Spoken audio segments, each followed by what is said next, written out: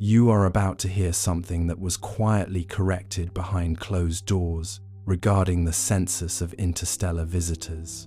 Harvard researchers within the Haleakala Observatory are visibly explaining the massive impact of survey bias on observations. This digital reconstruction of 3I Atlas reveals how many similar objects remain completely invisible to current telescopes. A scientific disruption occurs when we realize we only detect the brightest and closest moving interstellar masses. Researchers contrast the expectation of a lonely solar system against a galaxy teeming with millions of objects. A measurable recalculation suggests that our survey sensitivity captures less than 0.1% of visitors. Every new simulation introduces a measurable contradiction concerning the true population density of our local galactic neighborhood. Deeper implications suggest that 3I Atlas is simply the most visible member of a hidden swarm.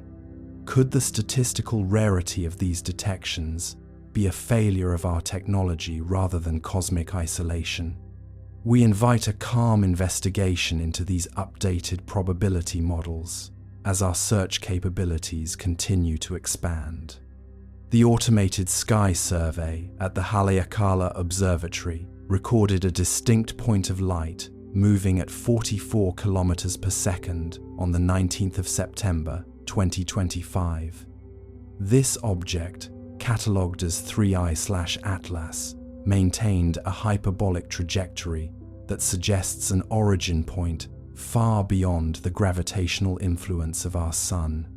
Preliminary data from the Interstellar Mapping and Acceleration Probe confirmed that the object's light curve fluctuates with a mathematical precision that defies the chaotic tumbling typical of captured nitrogen, ice, or porous rock. What if our instruments are finally sensitive enough to see what has always been passing through?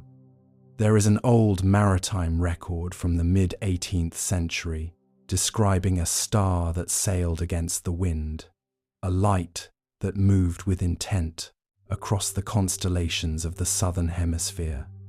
We often dismiss these accounts as atmospheric phenomena or the tired hallucinations of sailors.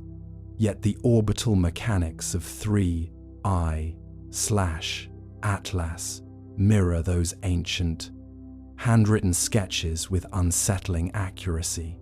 It raises a quiet, persistent question about the nature of the vacuum, whether it is a void or a hallway. As you listen, let the numbers drift. The distance is vast, the silence is absolute, and the data points are merely small flickers in a much larger, darker room. We are only beginning to understand the scale of the guest in our solar system. If you enjoy these deep explorations in space, consider subscribing or hitting the like button. It really helps the channel grow and allows me to make content like this. The evidence deepens as we move into the cold months of late 2025, where the logic of standard orbital mechanics begins to fray at the edges. You might think that a rock is just a rock, but Dr. Avi Loeb at Harvard University has pointed out that the statistical probability of a natural object possessing this specific light curve is less than 1 in 10 billion. On October 29, 2025, the James Webb Space Telescope captured a thermal image that showed the interior of 3I Atlas is significantly warmer than its exterior crust. This suggests a hollow structure, perhaps filled with a vacuum or an inert gas, insulating a core that is still humming with residual energy. There are 3 prevailing conspiracies whispered in the corridors of the European Space Agency. The first suggests that 3I Atlas is a derelict light sail craft, a piece of interstellar flotsam propelled by stars that died before our sun was born. The second claims it is a biological seed pod designed to fracture upon impact with a habitable world. The third, and perhaps most unsettling, is that it is a sensory buoy, a lurker placed in the neighborhood to monitor the transition of a species from planetary to galactic awareness. This mirrors the myth of the 7 sages, who emerged from the sea in ancient Mesopotamia to provide the foundations of civilization before retreating back into the unknown. If the object stays on its current course, it will reach its closest point to Earth on January 12th of 2026. We are currently 64 days away from a flyby that will provide the highest resolution images in human history. It is a bit of dry irony that we spent billions of dollars looking for little green men when the answer might just be a very large, very quiet piece of dark metal. Have you ever seen a light in the sky that you couldn't explain? Share your thoughts below. The patterns often emerge in the collective memory before they appear on the radar. We may already be part of the experiment. But the deeper we go into the numbers, the more the historical record begins to scream. There is a third perspective, one that changes the nature of the observer entirely. Let's go further. The statistical reality of 3I Atlas is fundamentally at odds with the chaotic nature of our solar system. When we speak of survey bias, we are admitting that our vision is tunneled, restricted by the narrow frequency of light and the specific limitations of our orbital sensors. Dr. A.V. Loeb at Harvard University has often remarked that the discovery of such an object is less a matter of if and more a matter of when our technological threshold finally allows the invisible to become visible. On October 29th, 2025, a peculiar readings from the James Webb Space Telescope suggested that the object's surface temperature did not drop as it moved further into the shadow of the inner planets. Usually, a dead rock would lose heat in a predictable, exponential curve. 3I Atlas, however, maintained a steady, internal warmth of approximately 0 degrees Celsius. This is not the temperature of a sun-warmed stone, it is the temperature of an insulated environment. Imagine for a moment that the exterior of this object, that dark, carbon-rich shell, is merely a heat shield or a shroud. Beneath it lies a structure of such complexity that our current engineering cannot even categorize it. It is a bit of dry irony that we look for signs of life in the form of biological markers, oxygen, methane, water, while a 3/4-mile-long cylinder of high-grade technological artifice passes by, and we debate whether it is a fragment of a nitrogen iceberg. The words "unfortunate timing" seem to be doing a lot of work in the classified briefings currently circulating within the European Space Agency.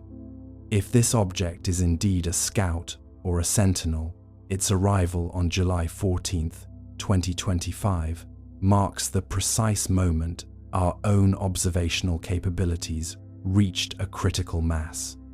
We finally have the eyes to see the thing that has likely been visiting us for millions of years.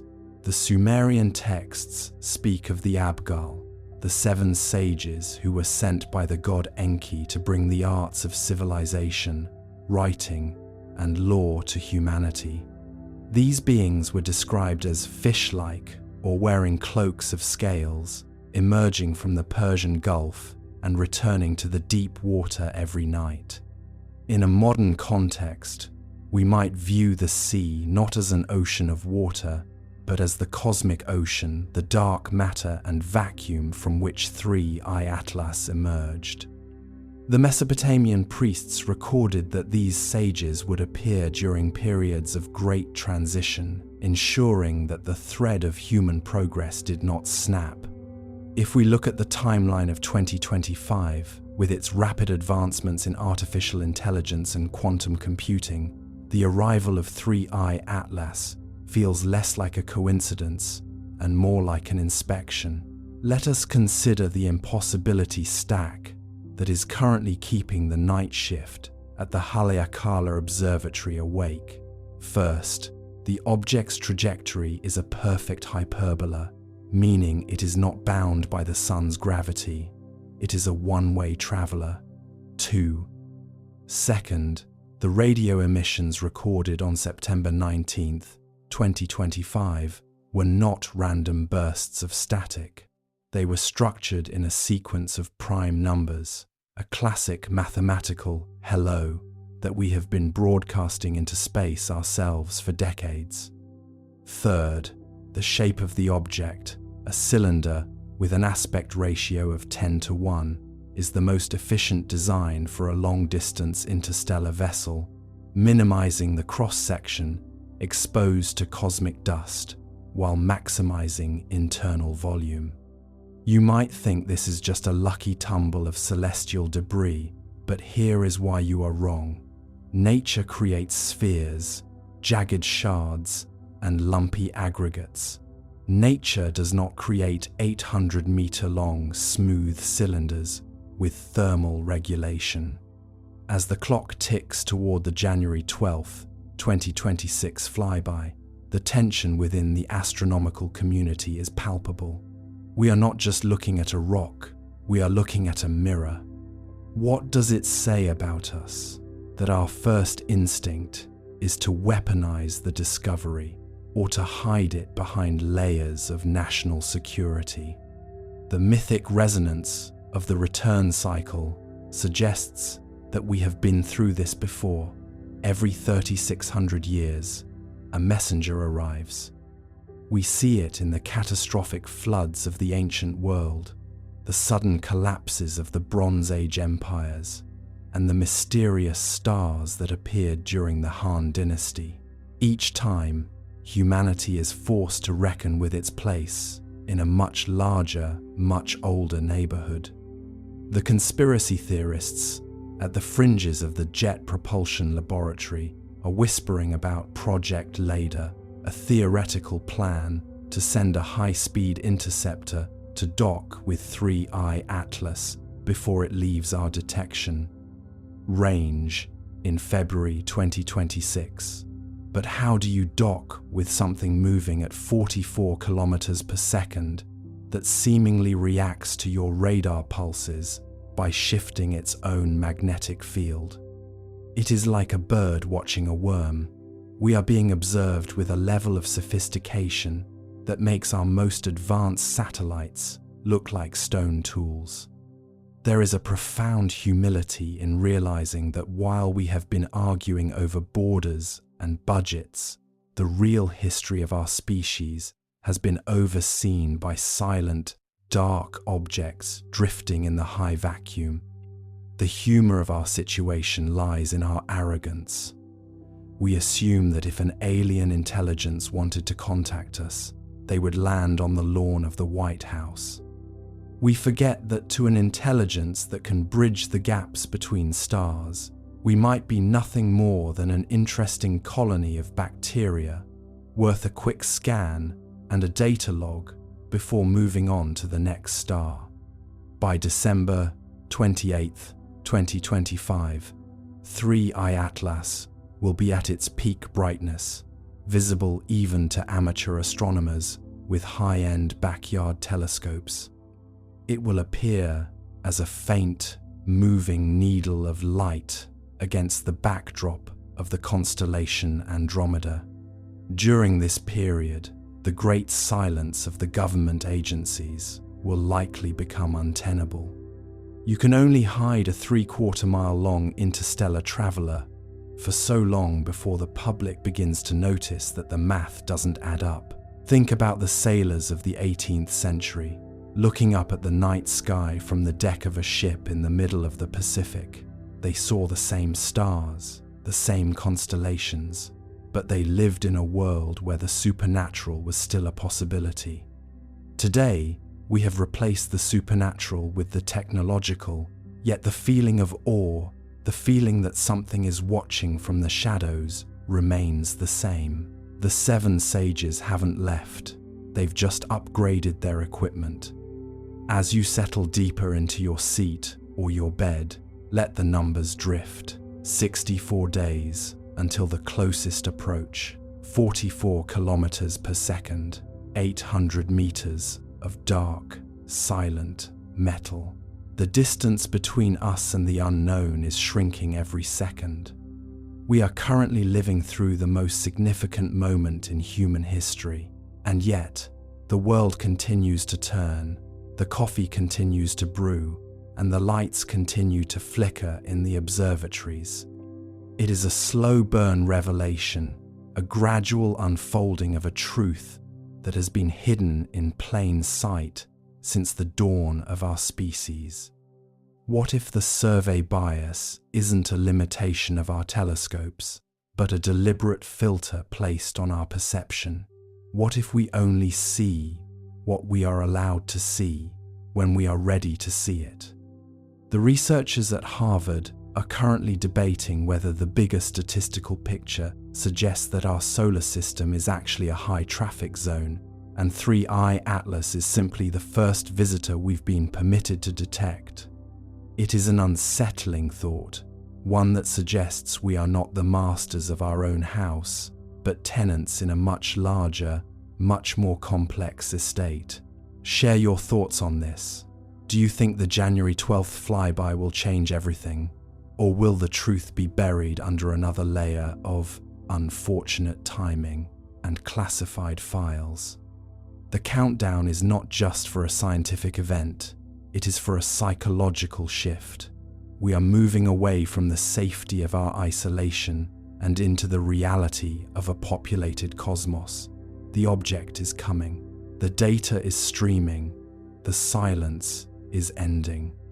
In the final weeks of 2025, the sky will hold a secret that can no longer be kept. And as we look up, we might find that the guest we've been waiting for has been here all along, waiting for us to finally grow up and notice. The patterns are there. The evidence is deepening. The experiment is ongoing. Close your eyes for a moment and imagine the cold, dark surface of 3I Atlas as it glides past the orbit of Mars. No sound, no heat, just a relentless, mathematical progression through the void. It doesn't care about our politics or our fears. It is a witness to the deep time of the universe, a traveler that has seen the birth and death of suns. And now, for a brief, flickering moment in the cosmic calendar, it is our guest. Or perhaps we are its hosts. The mystery is not in the object itself, but in what its presence reveals about our own limitations. We are a young species, still blinking in the light of our own discovery. The seven sages are back, and this time they aren't coming from the sea. They are coming from the stars. The focus shifts now toward the ancient sky watchers of the Egyptian Old Kingdom, who spoke of a celestial bark that traveled against the rotation of the other stars. This brings us to a new perspective on survey bias. We have only seen 3I Atlas because it wanted to be seen, brightening its surface just enough to trigger our automated alerts in July. Professor Jacqueline McClary at Northeastern University argues that our current telescopes only detect objects that pass within a specific window of brightness and proximity, meaning for every one guest we see, there are likely thousands passing through the darkness undetected. Imagine the sheer hubris of believing we are the center of the story when we are merely a stop on a very long subway line. The tone of the data is shifting from wonder to a quiet, creeping suspense as we realize the object has begun to orient its long axis toward our planet. This is not natural physics. This is activation. The myth of the wild hunt in European folklore often described spectral travelers appearing in the sky during the winter months, preceded by a silence so thick it felt physical. We are approaching a deadline of December 21st, 2025, the winter solstice, when the object will cross the ecliptic plane. If it performs a maneuver then, we will know for certain that it possesses agency. Those two words, unfortunate timing, seem to be doing a lot of work among the defense contractors at the Pentagon lately. You might feel safe in your bed, but the reality is that the neighborhood has a new neighbor, and it hasn't knocked on the door yet. Tell me, do you believe the government would tell us the truth if they found something truly alien? This silence is not empty. It is heavy, with the weight of 3,600 years of waiting. But even the gods had masters, and the masters left behind a blueprint. Let's go further. The bridge between our modern silicon-based observation and the stone-etched memories of the past is narrower than you might imagine. When we look at the orbital path of 3I Atlas, we are looking at a trajectory that was whispered about in the courts of the pharaohs and recorded in the star charts of the Babylonian astronomers. They didn't have the James Webb Space Telescope, but they had a clarity of night that we have long since traded for the amber glow of streetlights. They spoke of the returning traveler, an object that moved with a cold, deliberate grace through the constellations of the ecliptic. To them, this was not a statistical anomaly. It was a rhythmic certainty, a cosmic heartbeat that resets the clock of human civilization every few millennia. Consider the survey bias once more. We assume we are seeing a new phenomenon, but the bigger statistical picture suggests we are merely noticing a recurring guest during one of its scheduled stops. In the late 2020s, our sensors are finely tuned to detect the infrared signature of heat, the metallic glint of radar, and the subtle gravitational tug of mass. But 3,000 years ago, the sensors were human eyes, trained for generations to spot the one star that refused to stay still. In the Egyptian Old Kingdom, the celestial bark was said to carry the souls of the primeval creators across the sky. It was described as a long, dark vessel that did not twinkle like the stars, but rather swallowed the light around it. It is a bit of dry irony that 3I Atlas shares this exact characteristic, an albedo so low that it appears as a hole in the universe. Unfortunate timing, perhaps, that we only rediscovered this vessel just as our own technology began to mirror its complexity. The blueprint left behind by the masters is written in the geometry of our planet's most ancient structures. There is a growing consensus among certain researchers at Northeastern University that the orientation of the Giza Plateau was never about the stars as they appear now, but about where the stars were when the last great cycle began. If we trace the path of 3I Atlas back through the centuries, we find it aligns with the vertical shafts of the Great Pyramid at a date approximately 3,600 years ago. This is not just a coincidence of math. It is a resonance of intent. The masters of the past were not building tombs.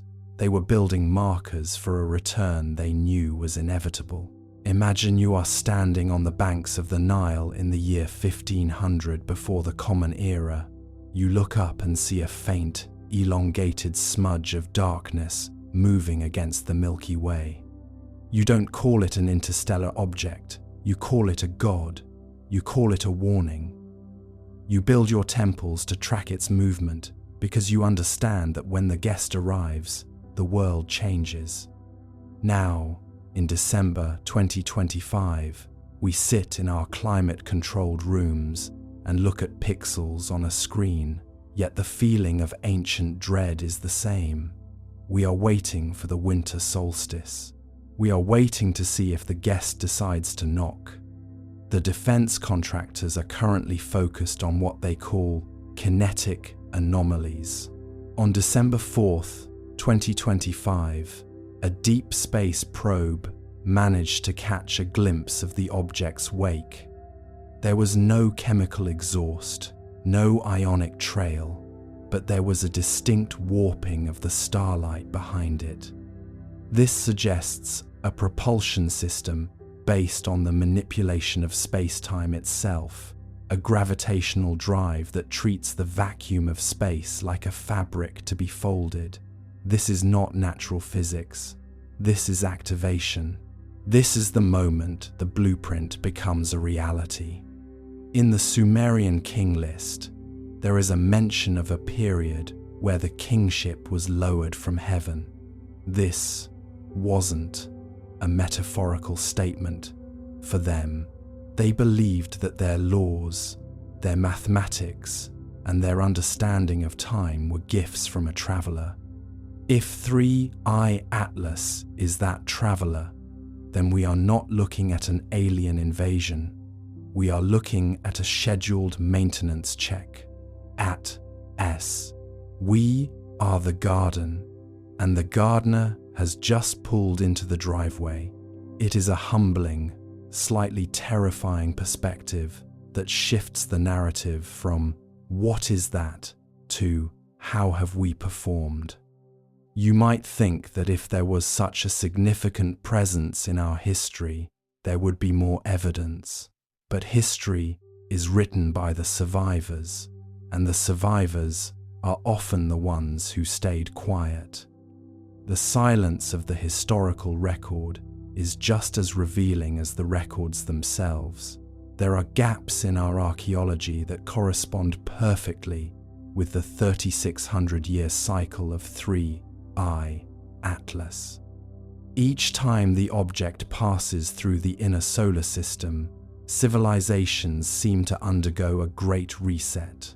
The Bronze Age collapse, the fall of the Akkadian Empire, the sudden shifts in the Mayan calendar, all of these events cluster around the arrival dates of the Dark Traveler. The humor of our modern situation is found in our belief that we are different. We think our satellites and our internet and our nuclear weapons make us immune to the cycles of the past.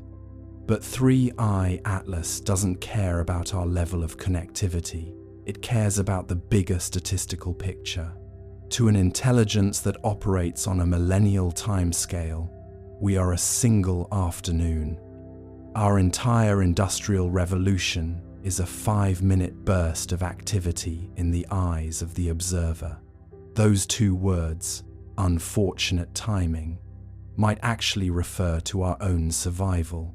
We have reached our peak just as the auditor has returned to verify the accounts.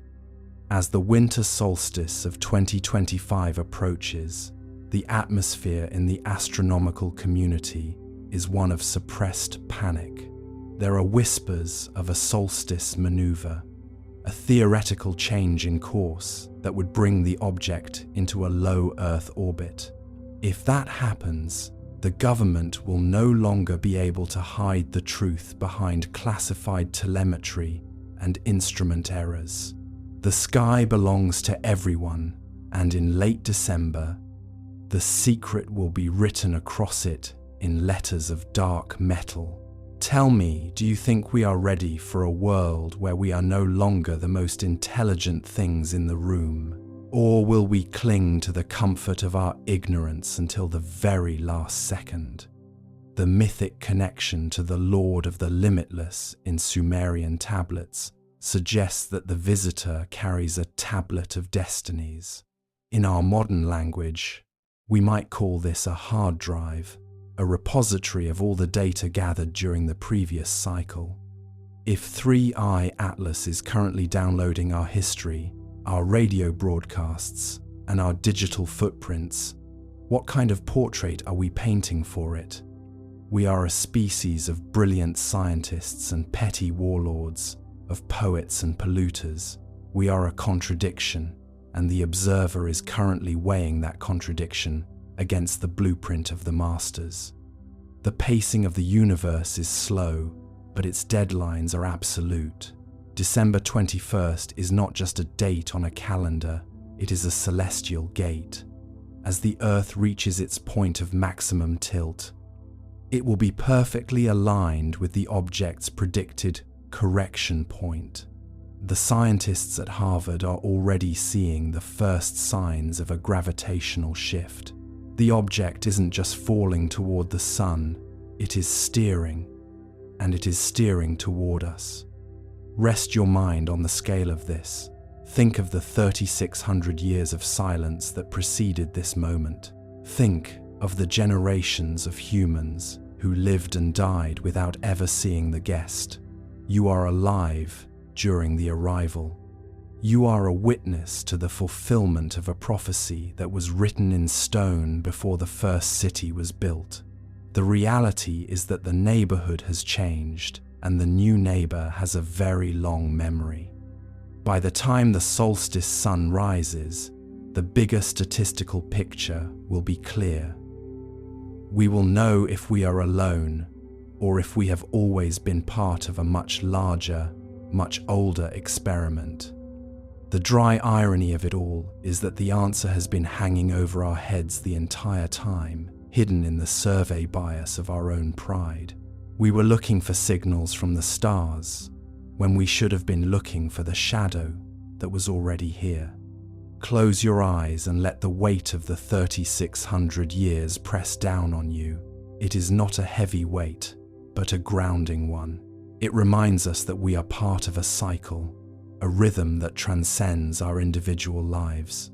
The guest is here, the blueprint is being read, and as the dark cylinder of 3I Atlas crosses the ecliptic, the silence of the past is finally starting to speak. Listen closely. The winter solstice is coming. The neighborhood is full, and the experiment is about to enter its next phase. The rhythm of our solar system is a steady, predictable drumbeat, but 3I Atlas is playing a different time signature. As we move into the cosmic perspective, we must consider the recurrence of 7s and 3s in the object's signal. The radio bursts occur every 7 hours, lasting for exactly 3 minutes, a mathematical signature that resonates with the ancient Pythagorean music of the spheres. It is a cold, calculated rhythm that suggests the object is synchronized with a pulsar located thousands of light years away. From the perspective of a noble in the Han dynasty or a peasant in medieval France, a guest like this would have been seen as the eye of heaven, a literal gaze from the divine. Now, we use spectrometers and interferometers to peel back the layers, yet the mystery only grows more opaque. We are currently facing a countdown to February 5th, 2026, the date when 3I Atlas will exit the detection zone of our inner system sensors. There are those who suggest that the object is not a ship at all, but a mirror, a massive, sophisticated piece of quantum technology that reflects our own technological progress back at us. If we are violent, we see a weapon. If we are curious, we see a probe. It is a Rorschach test on a galactic scale. This links to the Vedic concept of Maya, the illusion of the material world that hides a much deeper, more structured reality. You might think you understand the laws of gravity, but here is why you are wrong. Gravity is merely the floor, and something is currently walking on the ceiling. We are watching the shadows on the cave wall while the fire burns behind us. The fire is growing colder, and the shadows are lengthening. There is a fourth theory, one that involves the very ground beneath your feet. Let's go further. As we drift further into the cosmic perspective, the sheer distance of 3I Atlas from its presumed point of origin begins to challenge the very foundations of our physics. We are currently looking at an object that has crossed the interstellar medium, a trek that would take our fastest current probes tens of thousands of years, yet it arrived with the freshness of a morning traveler. In the ancient Vedic texts, the concept of Maya describes the universe as a complex illusion, a veil draped over the true, mathematical architecture of existence. If 3i Atlas is a mirror, it is because it operates on those deeper laws that treat the vacuum not as a void, but as a dense, navigable medium.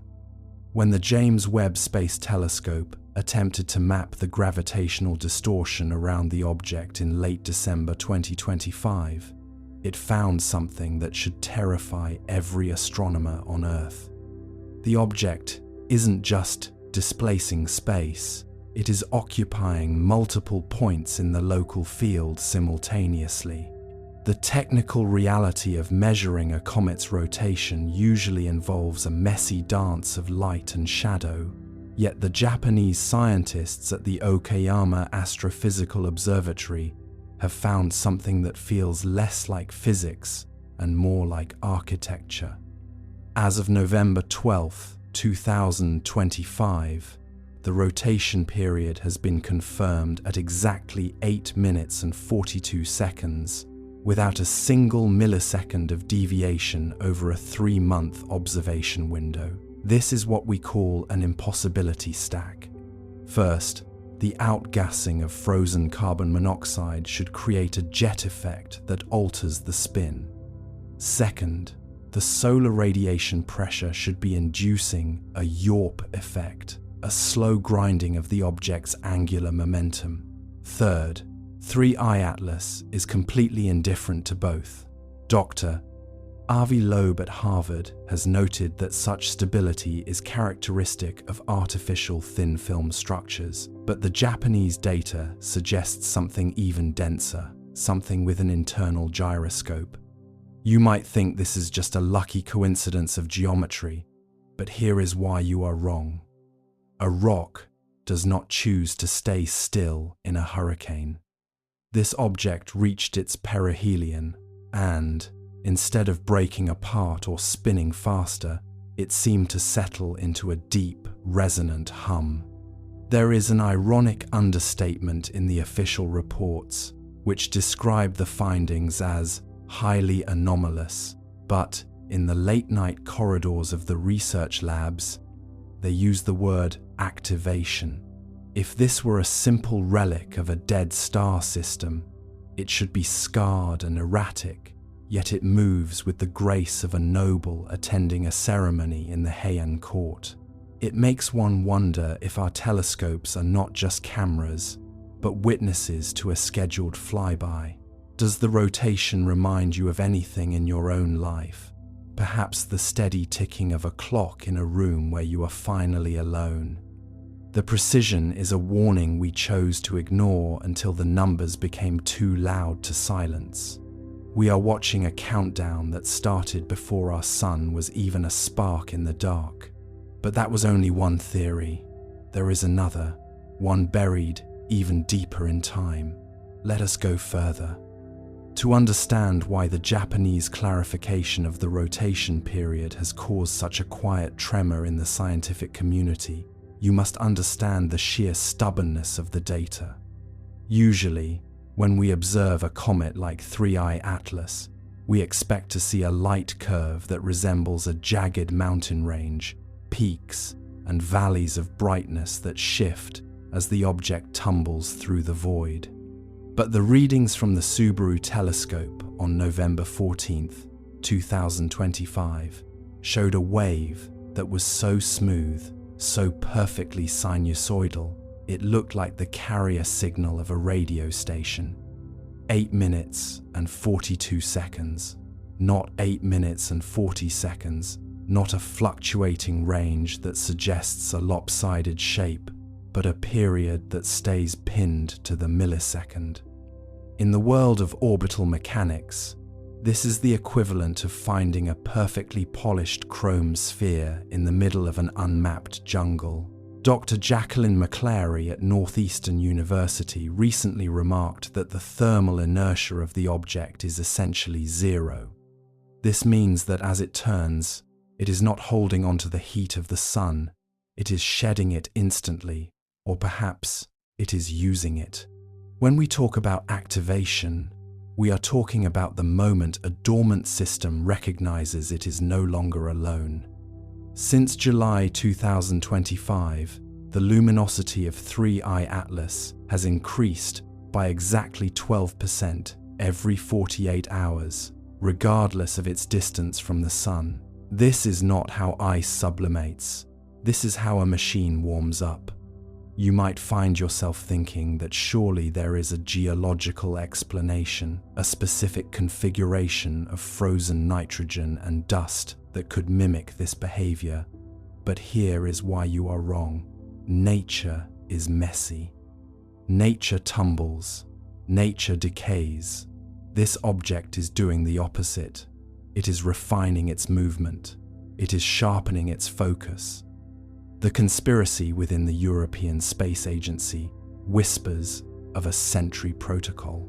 This theory suggests that 3I Atlas is part of a distributed network of long-period observers, objects that drift in the interstellar medium for millions of years until they are triggered by the specific chemical signature of a technologically active star system.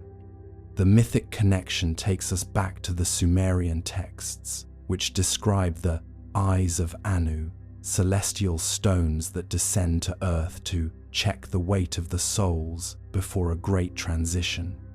There is an ominous spike in the data from December 7th, 2025, where the object emitted a burst of high-frequency gamma radiation that lasted for exactly 3 seconds.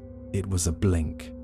A single, focused look at our planet that lasted just long enough to catalogue everything from our atmospheric composition to the radio noise of our cities.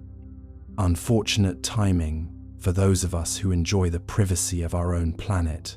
Those 2 words are doing a lot of work in the classified annexes of the Japan Aerospace Exploration Agency. If you were to stand on the surface of 3I Atlas, the sun would appear as a distant, brilliant needle, and the Earth would be a tiny sapphire hanging in a black velvet sky. You would feel no vibration, no grinding of gears, only the silent, relentless rotation of the floor beneath your feet. The scientists have noted that the object's center of mass is perfectly aligned with its geometric center, a feat of engineering that is virtually non-existent in natural asteroids. It is balanced. It is poised. It is waiting for the next instruction in a sequence that began before the first pyramids were even a thought in the minds of the ancients. Let us consider the 3 primary conspiracies that have emerged since the rotation clarification. The first is the kinetic harvester theory, which posits that the object is collecting the kinetic energy of its own rotation to power a long-range transmitter. The second is the acoustic mapping hypothesis, suggesting the 8-minute pulse is a sonar ping designed to map the gravitational density of our inner solar system. The third, and perhaps most unsettling, is the biological sower theory, the idea that the rotation is a centrifuge, preparing a payload of synthetic organic material to be dispersed into our upper atmosphere. Each of these theories shares a common thread: the belief that 3I Atlas is a tool, not a rock. As we move deeper into the night, the sheer weight of these possibilities begins to press down like a physical blanket. You might find it difficult to reconcile the image of a cold, dark stone with the idea of a sophisticated, sentient intelligence.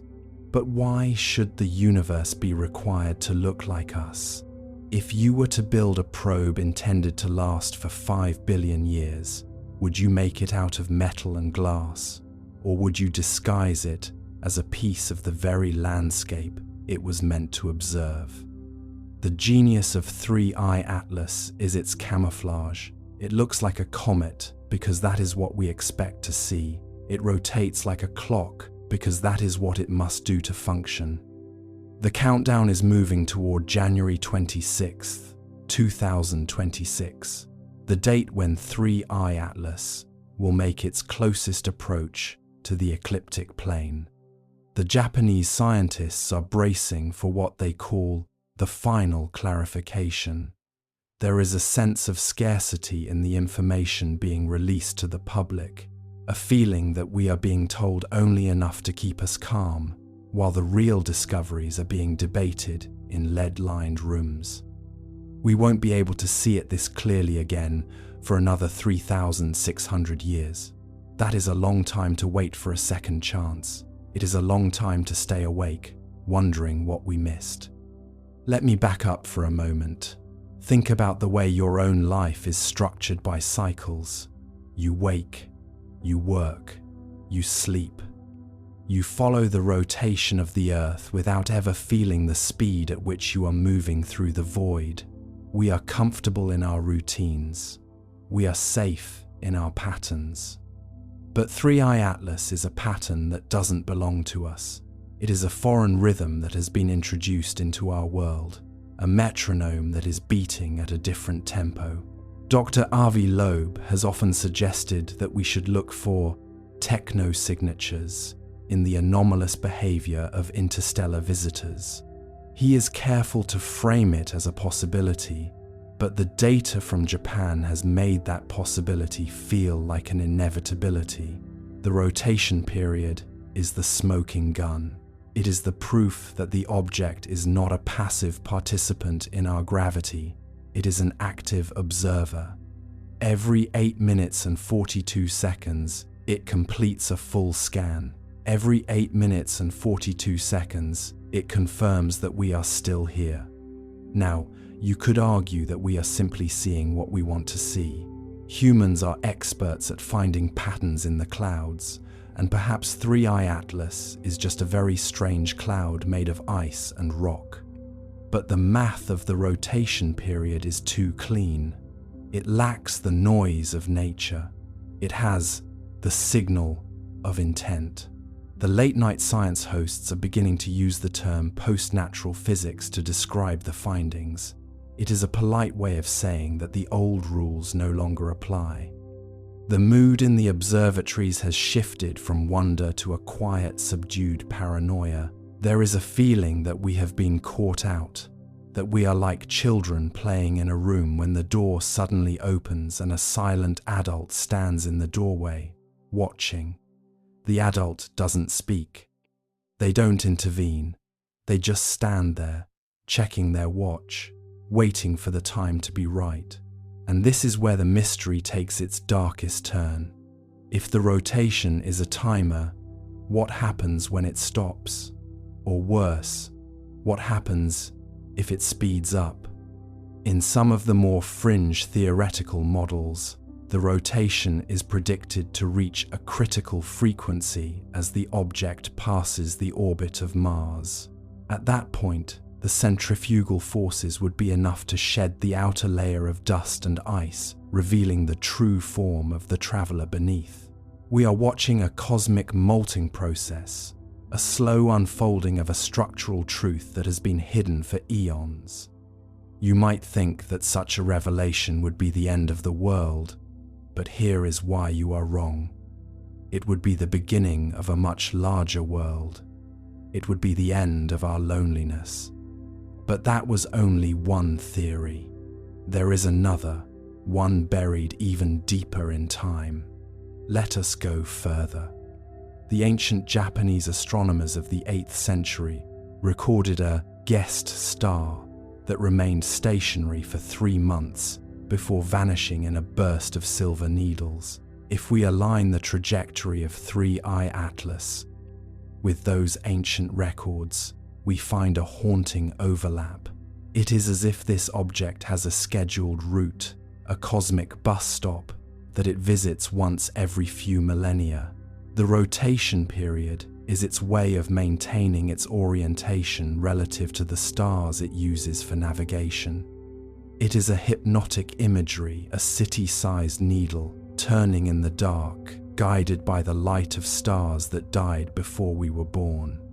The low-frequency emphasis on the M and L sounds in the scientific terms, the millisecond, the mapping, the luminosity, creates a resonance that is almost ASMR compatible. It is a lullaby for a species that is about to wake up. There is a final, unresolved dread in the latest reports.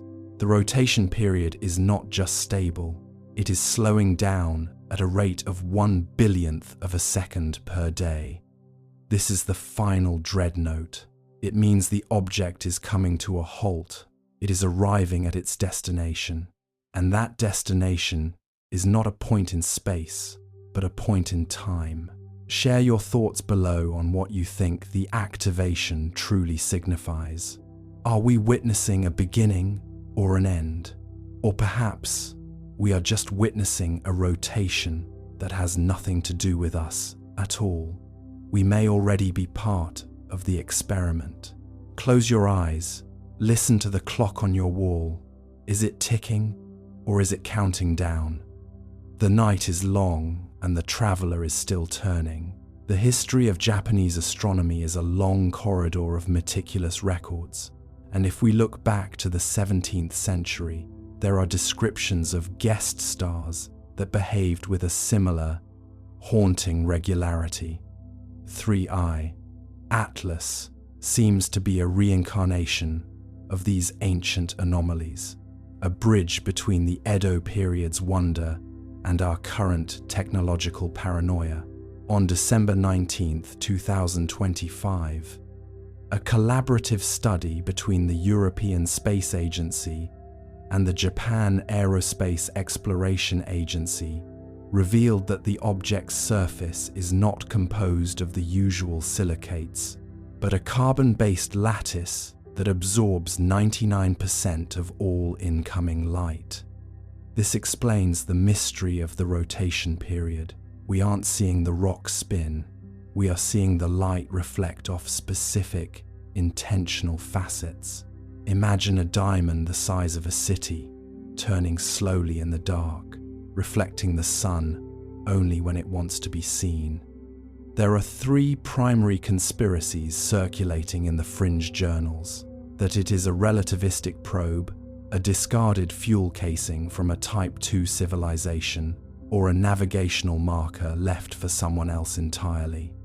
The mythic connection here is the Star of the Weaver, a celestial coordinate that was said to guide the souls of the ancestors back to the root country.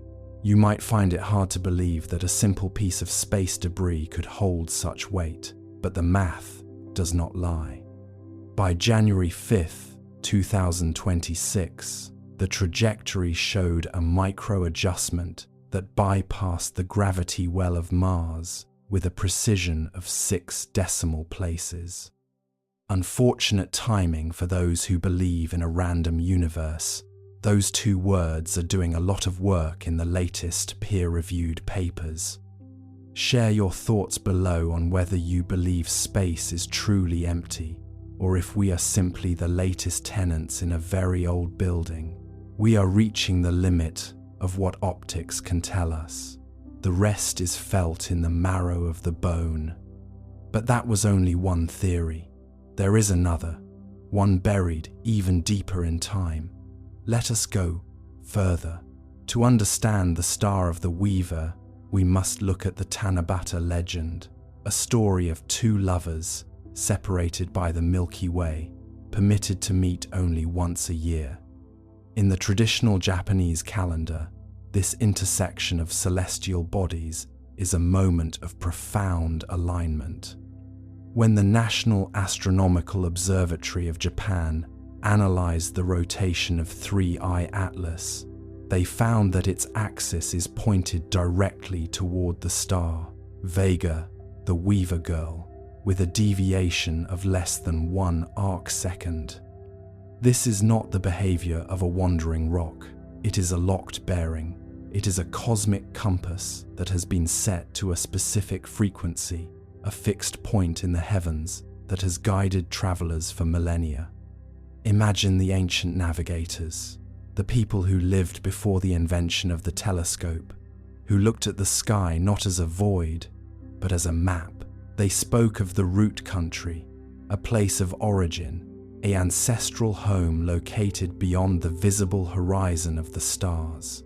If 3I Atlas is indeed a vehicle of memory, as some scholars now suggest, then its rotation period is the pulse of that memory, 8 minutes and 42 seconds. It is a slow, rhythmic repetition that echoes the ancient chants used in Shinto rituals to call back the spirits of the departed. The precision of the trajectory adjustment on January 5th was so refined that it suggests a conscious avoidance of Martian debris fields. A rock does not dodge obstacles. A rock does not correct its course to maintain a view of a specific star. Dr. Avi Loeb has famously proposed that the universe is likely littered with the technological bottles of civilizations that have long since vanished. If 3I Atlas is such a bottle, the message inside is not written in ink, but in the very fabric of its motion. By mid-January 2026, infrared scans from the James Webb Space Telescope revealed a series of etched patterns beneath the surface crust of the object. These are not geological fissures. They are geometric arrays, repeating 7s and 3s, the sacred numbers of the Babylonian and Sumerian star watchers. The mythic resonance is undeniable. We are looking at a return cycle.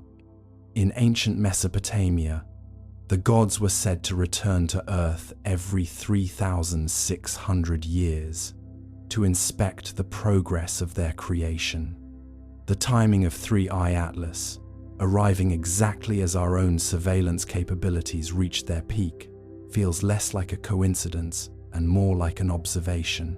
There is a certain dry irony in the way the scientific establishment handles these revelations. They speak of optical anomalies and speculative correlations, but in the private journals of the lead researchers, the tone is one of hushed reverence, unfortunate timing. Those words doing a lot of work.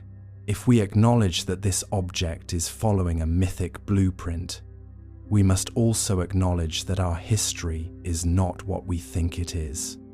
We are not the first to see the Weaver's star. We are simply the first to measure its rotation to the 9th decimal place. You might think that our modern technology makes us superior to the ancients, but here is why you are wrong. The ancients didn't need a telescope to know that something was coming. They lived in harmony with the cycles. They understood that the sky is a clock and that every few thousand years, the hand of that clock returns to the starting position. Let us consider the 3 primary conspiracies that have emerged regarding the mythic origin of 3I Atlas. The first is the ancestral beacon theory, which posits that the object is a repository of genetic information, a backup drive for the human race sent by a progenitor civilization. The second is the celestial boundary hypothesis, suggesting the object is a marker that defines the limits of our planetary influence, a keep-out sign placed by an older power. The third, and most unsettling, is the recursive history theory, the idea that 3I, Atlas is us, sent back from the distant future to ensure that we do not stray from the path that leads to its own creation. Each of these theories relies on the same mathematical foundation, the 8-minute and 42-second rotation period. It is the key that unlocks the door to a history we have forgotten. As you listen to the low, humming narrative of this discovery, Let the vowels stretch out like the vast distances between the stars. The M of the marrow, the L of the weaver, the S of the silence. These are the sounds of the deep night. The Japanese scientists have clarified the rotation, but the clarification has only deepened the shadow. They found that the light reflecting off 3I Atlas carries a spectral signature that matches no known element in our periodic table. It is a substance that exists in a state of ordered chaos, shifting its density in response to the magnetic field of the sun. This is the activation. This is the moment the machine begins to breathe.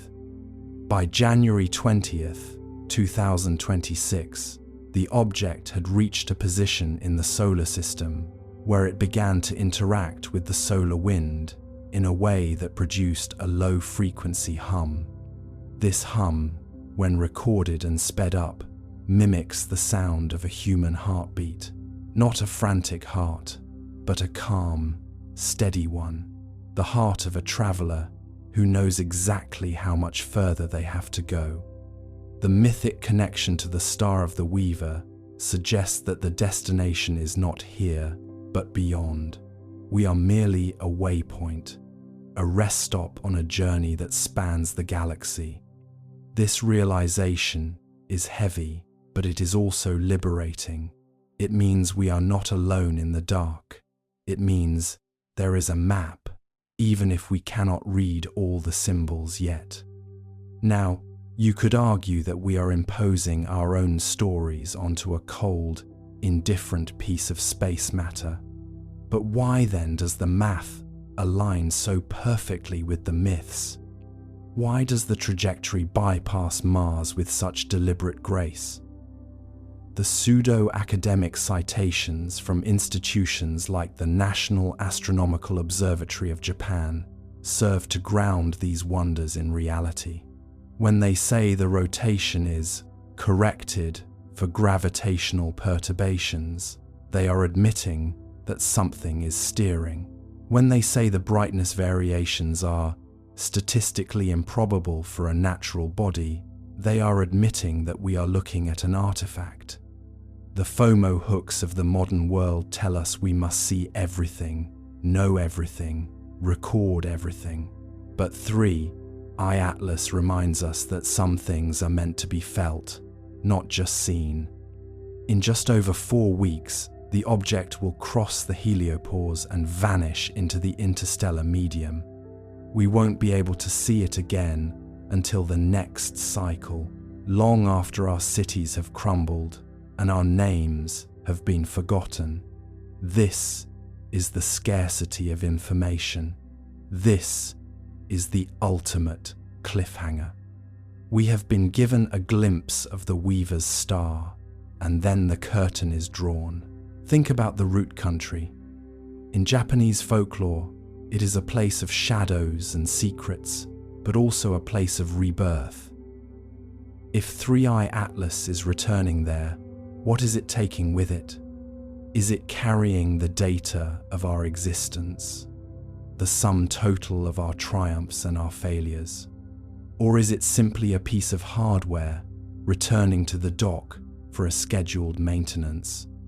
The irony of our curiosity is that we want to be the center of the story, but the story of 3I Atlas began billions of years ago, and we are just a footnote in one of its later chapters. The countdown is ticking, the rotation is steady, the Weaver's star is waiting. As you drift towards sleep, let the rhythm of the 8-minute pulse become the rhythm of your own thoughts. There is no need for answers tonight. There is only the evidence. There is only the pattern. There is only the vast, silent beauty of a universe that is far more organized than we ever dared to imagine. The Japanese scientists have clarified the rotation. They have given us the numbers, but the meaning is something you must find in the quiet spaces between the ticks of the clock.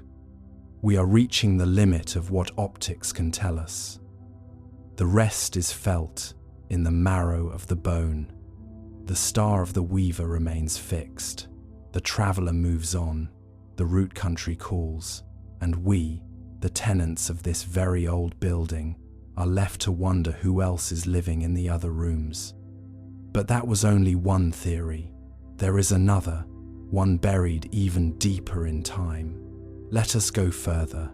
From the orbit of Mars, the high-rise camera snapped the sharpest images ever taken of 3I Atlas, or tried to. The photos that returned were oddly dark, contrasty, and streaked with interference patterns. The official statement said, sensor artifact. The unofficial whisper said, structure, not smooth like ice, angular, intentional, the kind of geometry nature avoids because it looks too much like thinking. Let's drift into that Martian orbit for a moment.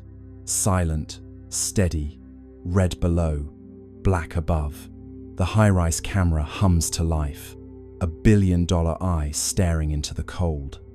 You can almost feel the anticipation, a mechanical eyelid opening in the thin sunlight.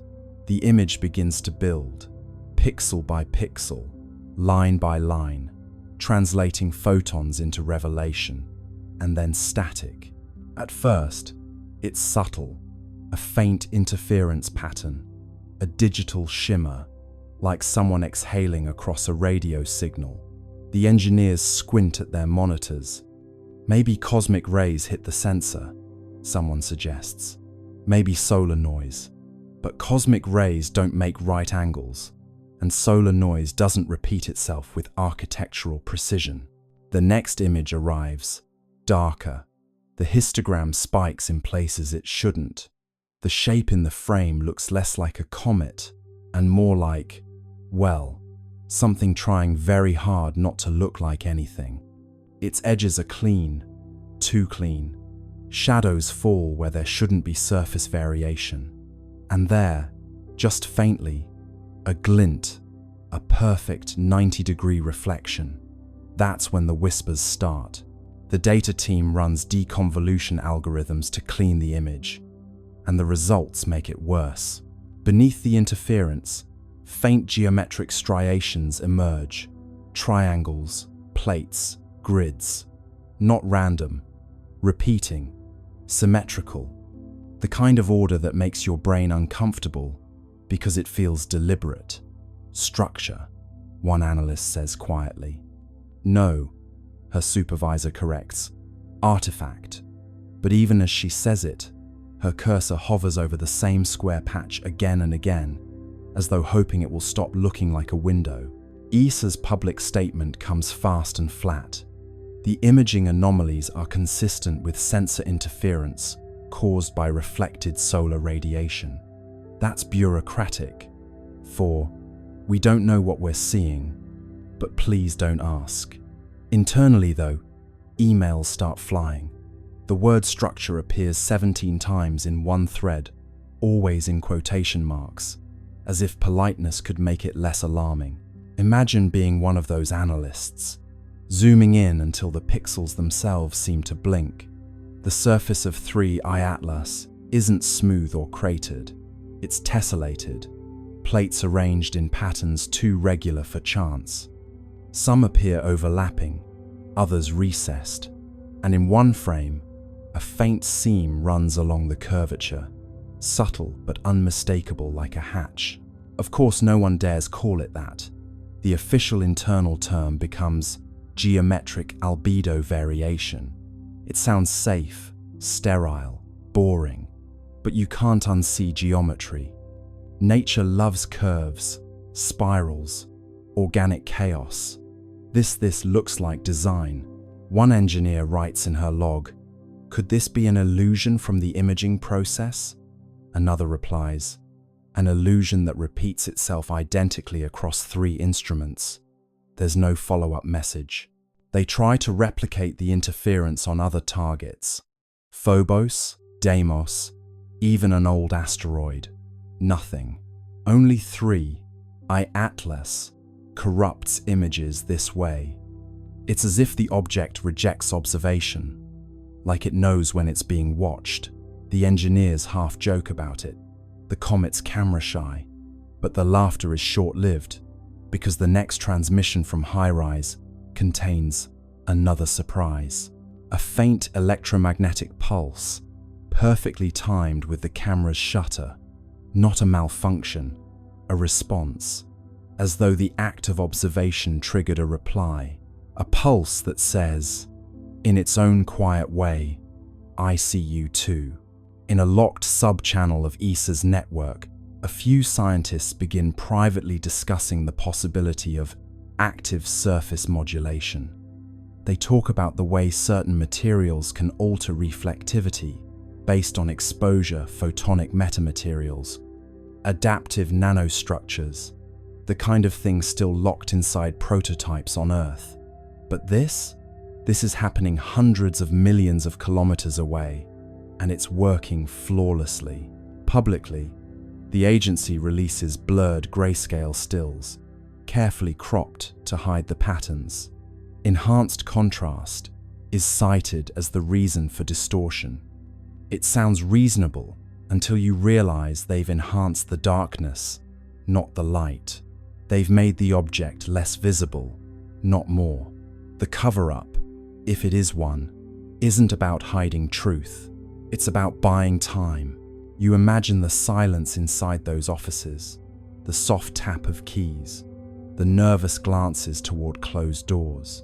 The engineers know what they've seen, but they also know how careers end. Better to let the pixels lie. Better to call intention an artifact and go home early.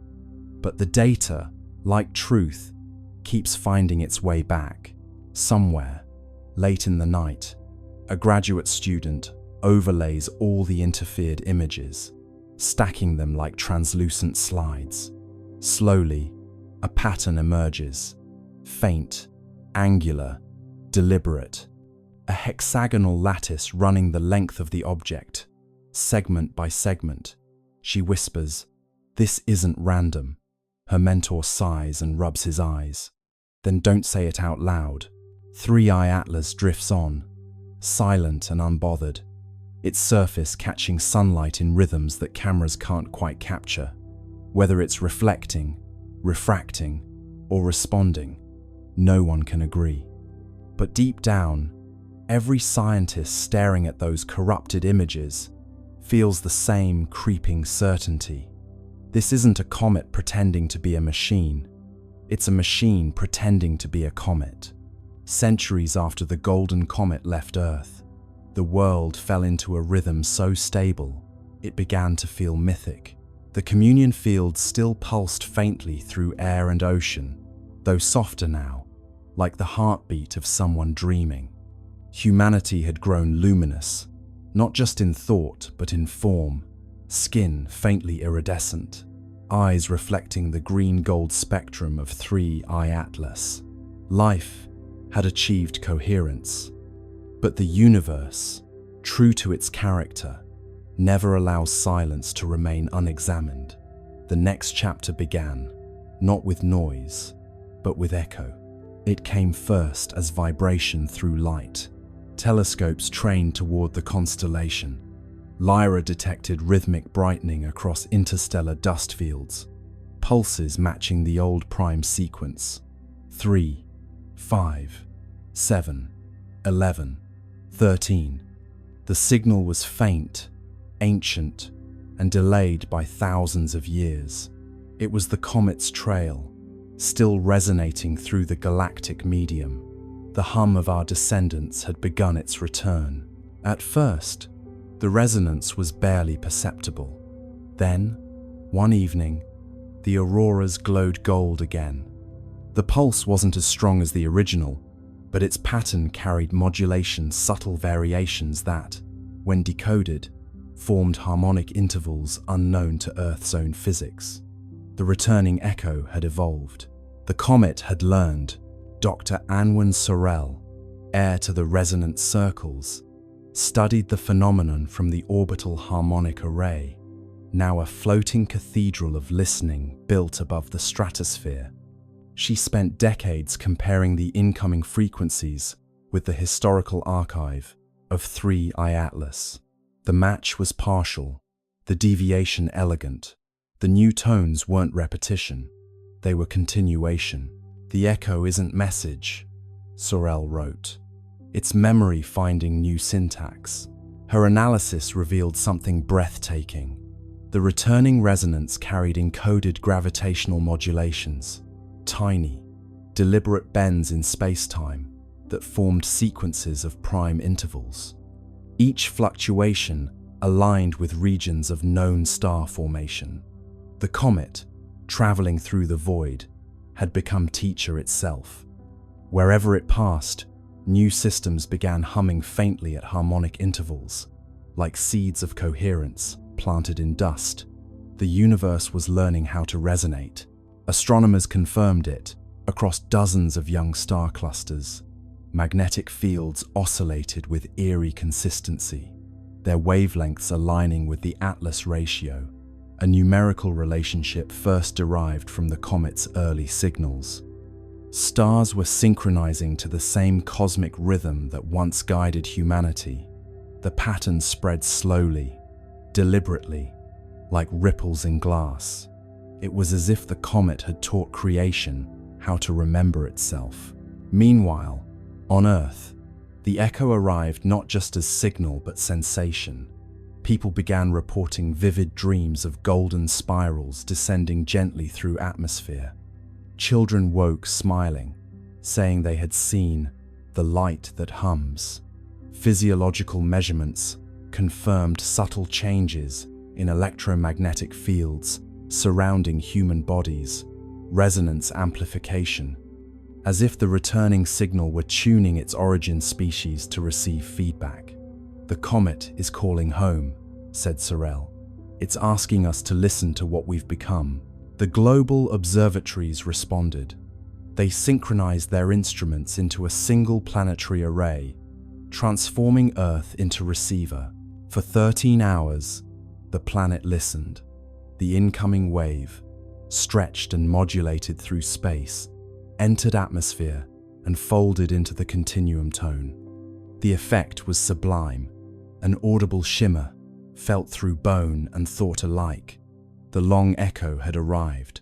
It wasn't just harmonic, it was architectural. The sound carried layers, low frequencies describing structure, higher ones encoding emotion. When rendered visually, the waveform formed an immense spiral of light, 3 arms curving outward, connected by golden filaments.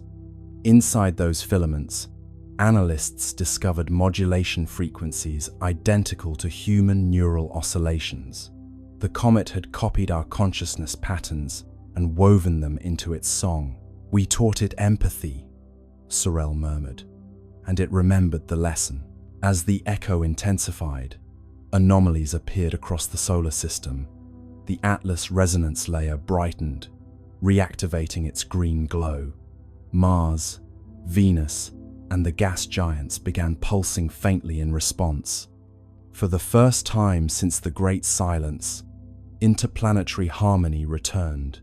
But this time, it was different. The modulation contained reciprocal phase shifts, signals not sent to Earth, but from newly awakened worlds. The comet had spread coherence. Now the cosmos itself was answering. And then, on the 13th day of the long echo, the impossible occurred.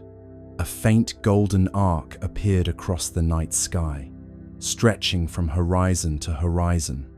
It wasn't optical illusion, it was gravitational lensing, a ripple in space-time itself. Through it, telescopes detected a reflection of the departing comet light from centuries ago, folding back to meet its origin. The universe had curved its own history into embrace. Humanity was watching its legacy return home. The resonance crescendoed. Oceans vibrated in slow rhythm, tides forming symmetrical waves that cancelled destructive interference. Storms softened. Air grew still. For 13 minutes, Every system on Earth aligned perfectly with the echo. The world became mirror of itself, past and present superimposed.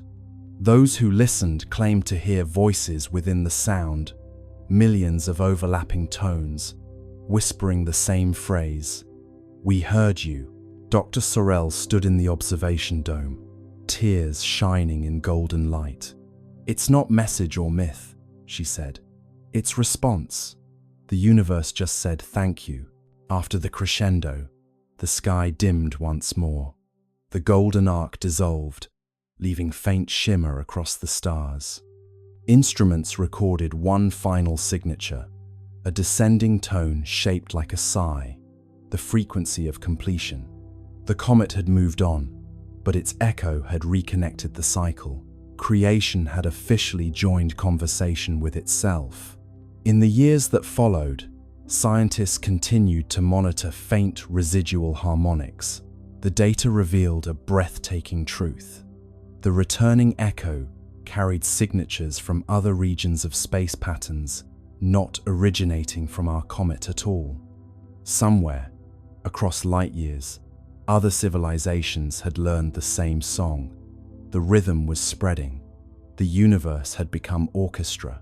Humanity, now both listener and teacher, simply smiled. We had given the cosmos its melody back, and in return, it had given us eternity. Now, when you stand beneath the stars, that faint hum between thoughts is the long echo.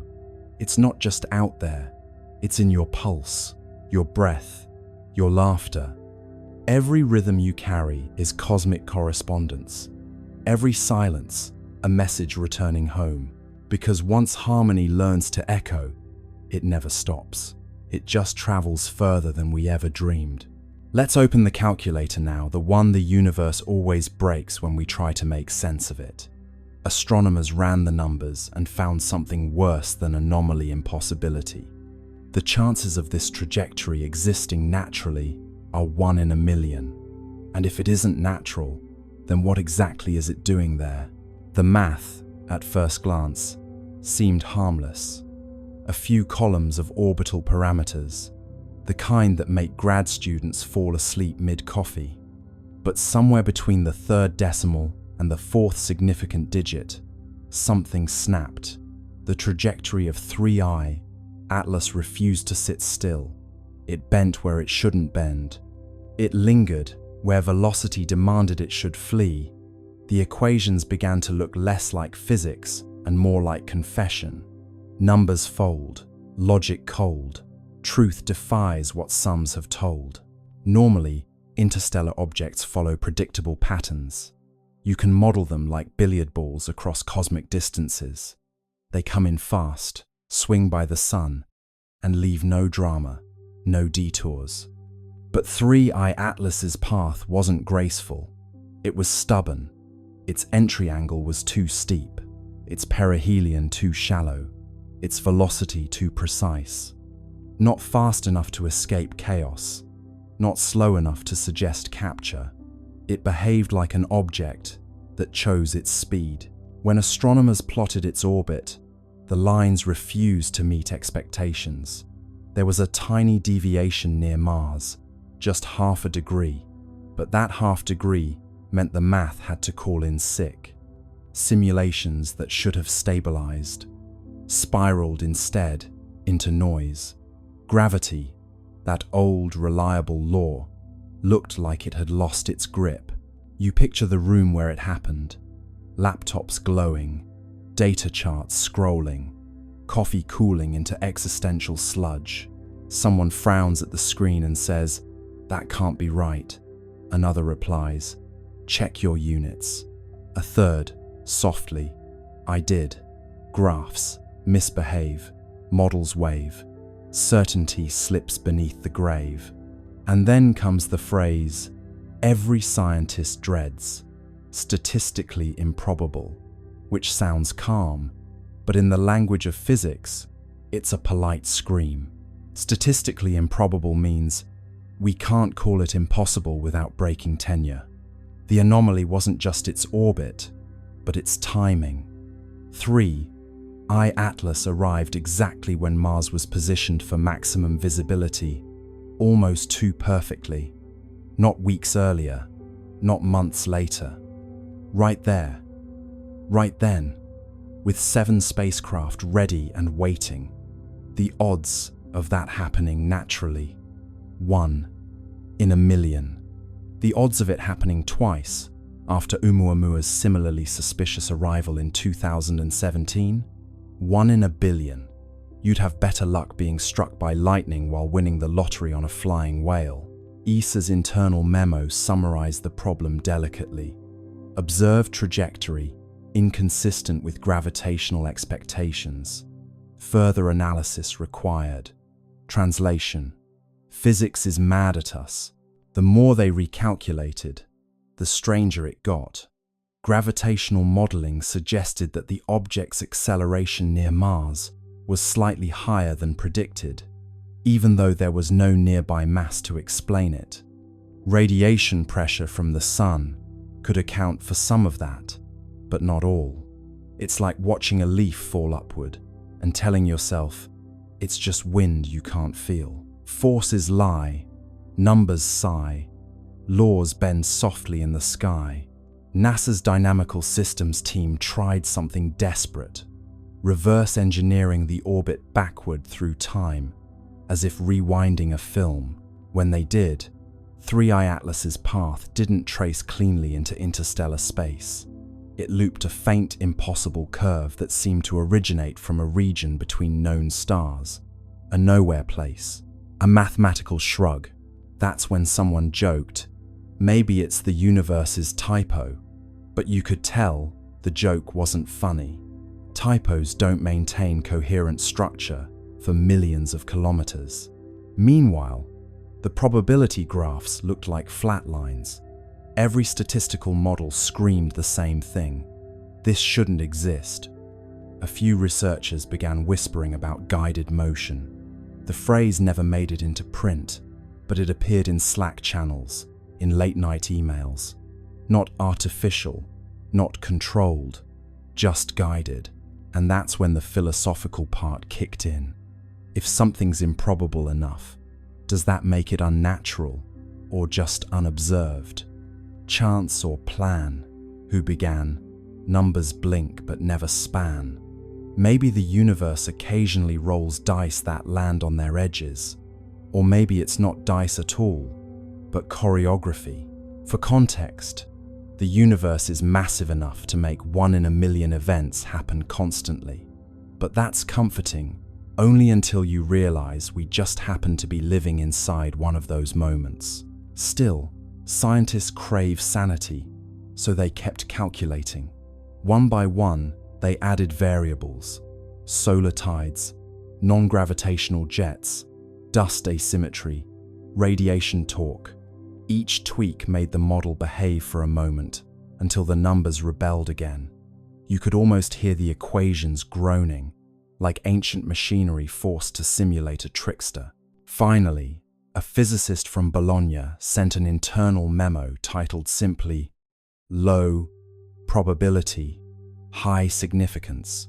In it, she wrote, "We may need to consider non-standard dynamics," a phrase as gentle as it is apocalyptic.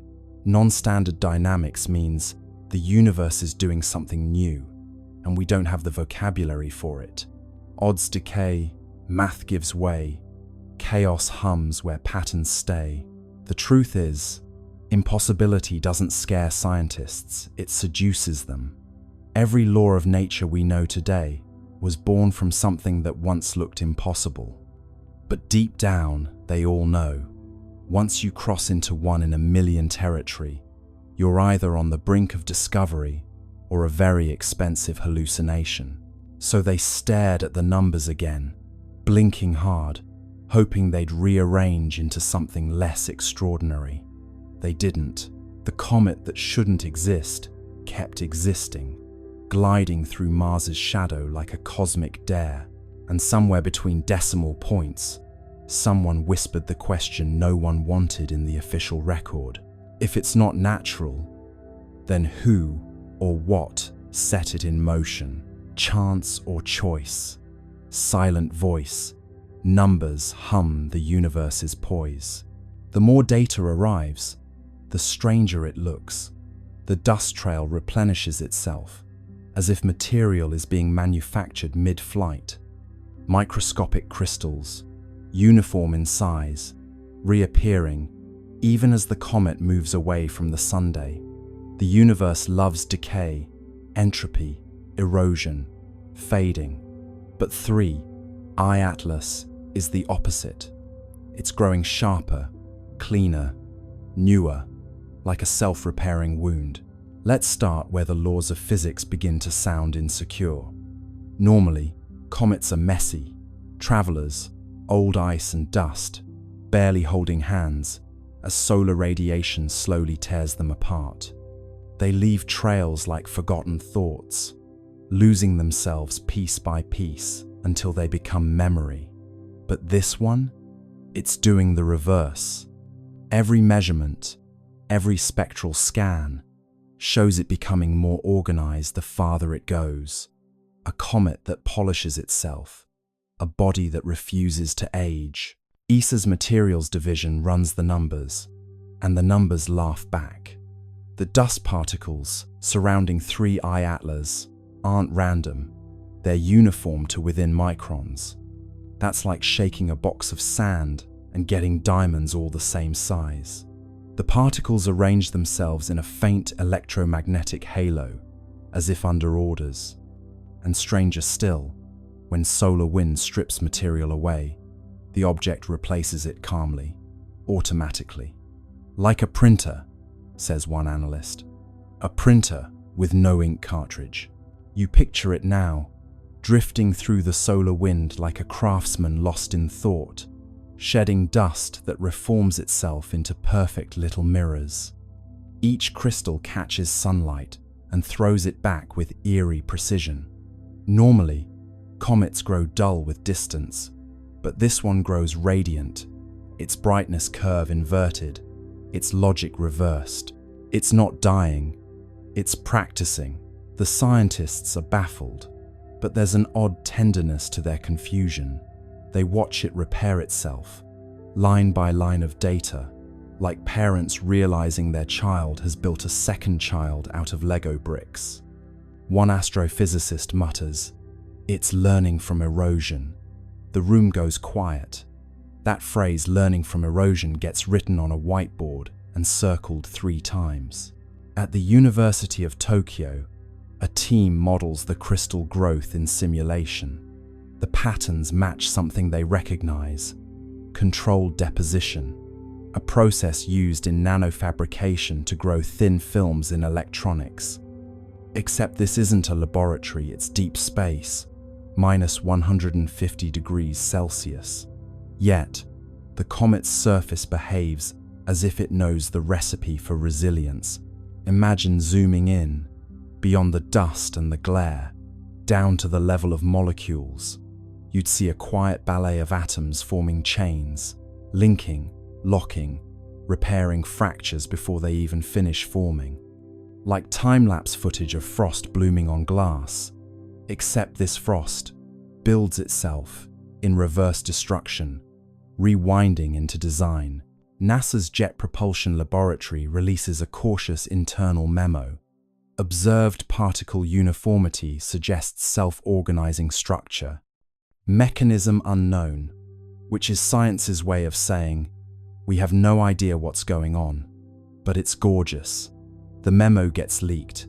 Naturally, Reddit debates whether the comet is made of programmable matter, self-assembling nanobots, or just wishful thinking.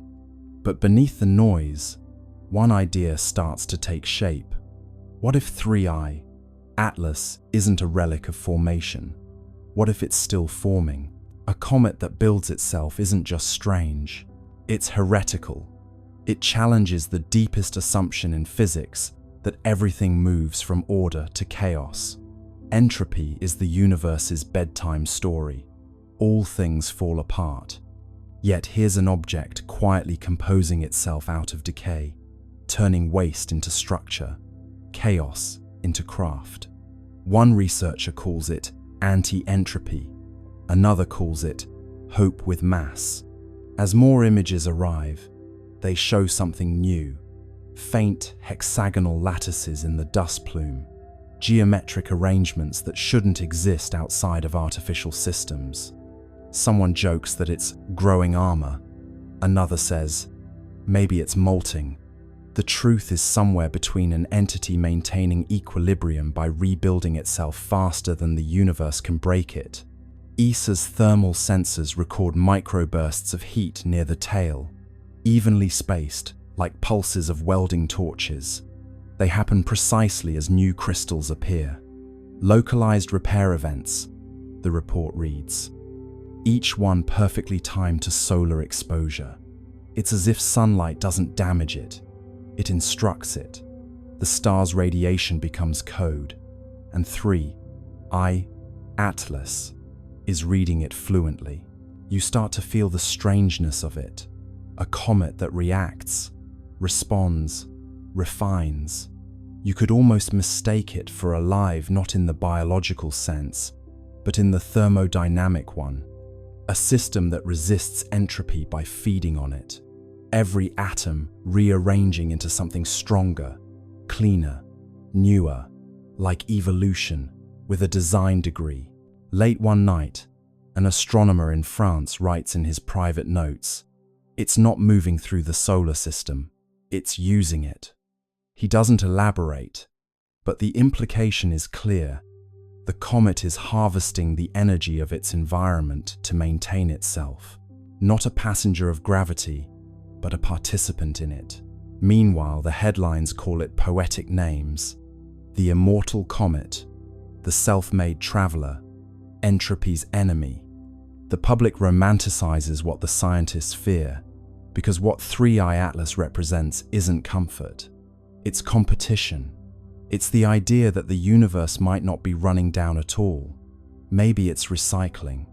Maybe, somewhere in the quiet machinery of the cosmos, things are building themselves anew while we're too busy decaying.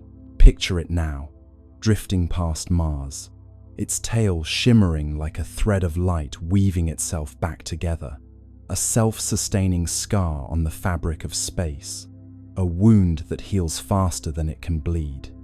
And for the first time, humanity looks at a comet and wonders not where it came from, but what it's trying to become. Let's turn our attention now to the silence that followed, the kind that hums louder than sound itself.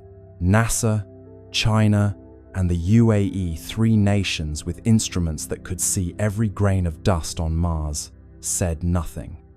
No apologies, no delay statements, just an odd, synchronized silence from 3 sides of the planet. In the world of space science, silence isn't normal. These agencies are built to broadcast. They live for live streams, press briefings, and glossy behind-the-scenes videos of scientists smiling beside screens of raw data. They know the power of wonder and the currency of attention. So when 3 agencies went quiet at once, it wasn't caution, it was choreography. Words on hold, plans unfold, silence rings where truth is told. NASA's silence was the loudest. Their social media team, usually chatty as a cosmic talk show, posted nothing about Mars for 4 whole days. Their blogs, which can turn a dust storm into a cliffhanger, skipped over October 3rd entirely, as if the date itself had been erased. Someone even checked the public mission log for Perseverance. The entries jumped from October 2nd to October 6th, like a diary missing its most interesting page. In China, the silence felt different, colder, heavier. The China National Space Administration had been aggressively proud of Tianwen-1's achievements. For years, they'd released image after image, each with perfect captions and poetic flair. Sunrise over Utopia, Planitia, frost on the northern plains, wind prints in Martian dust. But now, not a whisper, no data, no mention of 3I Atlas. Even the usual state media outlets went quiet. It was as if someone had drawn a red box around the topic and labeled it, "Not for discussion." The UAE's silence was subtler, but just as strange. The Hope orbiter, designed to study atmospheric chemistry, had a reputation for cheerful transparency. Their official Twitter account usually posted daily updates in friendly tones, the kind that made space sound like an enthusiastic classroom experiment. But on October 3rd, that feed went dark too. Their next post, days later, simply read, "Operations nominal," a phrase so bland it might as well have been a sigh. 3 silences, 3 styles, 1 timing. Coincidence? Possibly. But coincidences, in the world of space politics, often have launch schedules. You can picture the meetings that weren't broadcast. NASA's Jet Propulsion Laboratory, dimly lit. Engineers staring at telemetry on screens filled with too many decimals. A director taps the table, says, "We'll hold the release until we verify." But verify what? In Beijing, a senior administrator folds his hands and says, "We wait for clarification from partners." Clarification of what? In Dubai, someone simply deletes a draft tweet that began, "Amazing new observations today." Tweets unsent, secrets bent, silence hums with government. It's not conspiracy, not quite. It's coordination, an instinct born from shared discomfort. Because when data doesn't fit the model, you don't just release it. You check, you recheck, you call your counterparts and whisper through encrypted lines. Did you see that too? Maybe they all saw the same anomaly. Maybe it was something in the spectra, or the movement, or the light itself.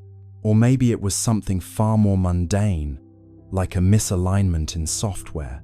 But the silence gave the anomaly power. People don't fear data, they fear gaps. Meanwhile, the internet did what it does best.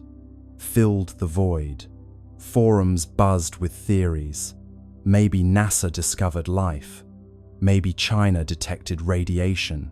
Maybe the comet wasn't a comet at all. You can almost hear the world's collective keyboard clicking under the weight of imagination. Keys tap fast, rumors cast, silence breaks, but never last. Inside the agencies, the tone was less dramatic, but more anxious. Silence is a resource, a temporary one. Every day they didn't speak, the speculation grew. And so, communications teams drafted placeholder statements, just in case. NASA's draft began. Preliminary results are consistent with natural phenomena. China's began. Analysis ongoing. International coordination required. The UAE's version simply said, "We continue to monitor with interest." 3 drafts, 3 ways of saying absolutely nothing. But silence, like space, is never truly empty. It amplifies the faintest signals. When ESA spoke first, that silence turned reflective. NASA's restraint began to look suspicious. China's confidence began to look afraid. The UAE's politeness began to sound like complicity. And through it all, 3i Atlas drifted quietly, blissfully unaware that entire bureaucracies were wrestling over how to describe a fuzzy dot. You start to imagine each agency as a character in a play. NASA, the anxious perfectionist. China, the poker-faced strategist. UAE, the cheerful intern, suddenly told not to speak. And ESA, the calm older sibling who broke the tension by saying, "Fine, I'll go first." Roles align, stars entwine, silence speaks in grand design. Still, one question lingers. Why the synchronicity? How did 3 separate agencies, operating on different continents, decide independently to say nothing at the same time? Unless it wasn't independent at all, Perhaps the signal came from somewhere above, not cosmic, but political. A quiet message passed through diplomatic back channels. Hold your data. Wait for alignment. Matter. It's not that they were hiding something nefarious. It's that they didn't know what they were holding yet. And admitting uncertainty, publicly, is scarier than any secret. So they stayed quiet. And in that collective silence, humanity did what it always does. When faced with the unknown, it began to dream louder. Voices still, hearts fill. Silence grows but never will. And perhaps that's the strange comfort in it all. Even when 3 space agencies fall silent, the universe keeps talking. The stars don't pause for policy. 3, Atlas keeps moving, whispering its quiet story across the dark, while we, down here, argue over who gets to speak first. Buried inside the leak were coordinates, small anomalies in magnetic flux, and thermal output that didn't appear in public datasets. To most people, they looked meaningless, but to a handful of astronomers, they spelled a pattern. Pulses, spaced like a heartbeat. Not communication, perhaps, but rhythm. The kind of rhythm machines accidentally make when they're doing something alive. Let's step into the midnight side of science, the part where numbers stop behaving and start whispering. The insider's data dump wasn't flashy. It was a few megabytes of logs, raw telemetry, and timestamps. The kind of thing you'd ignore if you didn't already know what to look for. But somewhere in those dull columns of numbers, those precise, tidy decimals, something began to repeat. Regular, patient, almost polite. A rhythm, too intentional to be noise, too quiet to be coincidence. A doctoral student in Madrid was the first to spot it. She was supposed to be writing her thesis on cometary albedo variation. But boredom is a great tool for discovery. She noticed the flux spikes first, not random, but syncopated. Every 32 minutes, a pulse, then 32 again, then 32.1. It's breathing, she joked in her notes. Her advisor didn't laugh. Within a week, a small network of late-night astronomers, the kind who believe in both data integrity and insomnia, began comparing results. Webb's readings, Hubble's logs, Mars Reconnaissance Orbiter's telemetry, all of them carried the same faint pulse, hidden deep in the noise floor, like the slow heartbeat of something sleeping under glass. The official response was predictable: instrumental interference. But even interference doesn't keep time this perfectly. One data analyst described it best: if this is noise, it's the kind that practices scales. You might imagine those scientists, each at their own workstation, staring at that faint, repeating signal. The room around them dark, except for monitor light, pale blue rectangles reflected in tired eyes. Somewhere, coffee cups multiply. Someone opens a spreadsheet. Someone else starts counting beats per hour. The signal doesn't care who's watching. It keeps pulsing. 32 minutes. Every time. The idea that 3 Atlas might be producing a steady rhythm unsettles everyone. Rocks don't keep rhythm. Nature prefers chaos. The beautiful randomness of entropy. This is something else.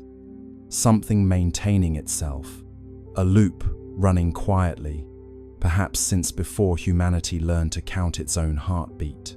ESA's communications division is told not to amplify fringe interpretations. The phrase fringe interpretation becomes the new code for please don't mention the heartbeat. But inside private research chats, people are calling it exactly that, the heart. Not metaphorically, but as a label in the data. Every pulse marked with a tiny red heart emoji, because humor is the only thing keeping them sane. In the data visualization labs, they turn the pulses into sound. The result is eerie. a soft electronic thump, repeating slowly, endlessly. Some describe it as comforting, like listening to a deep-sea creature in sleep. Others say it sounds wrong, too human.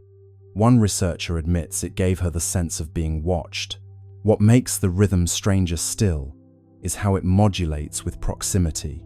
As 3I Atlas approaches a planet, the timing shifts slightly slower, then faster, as though adjusting.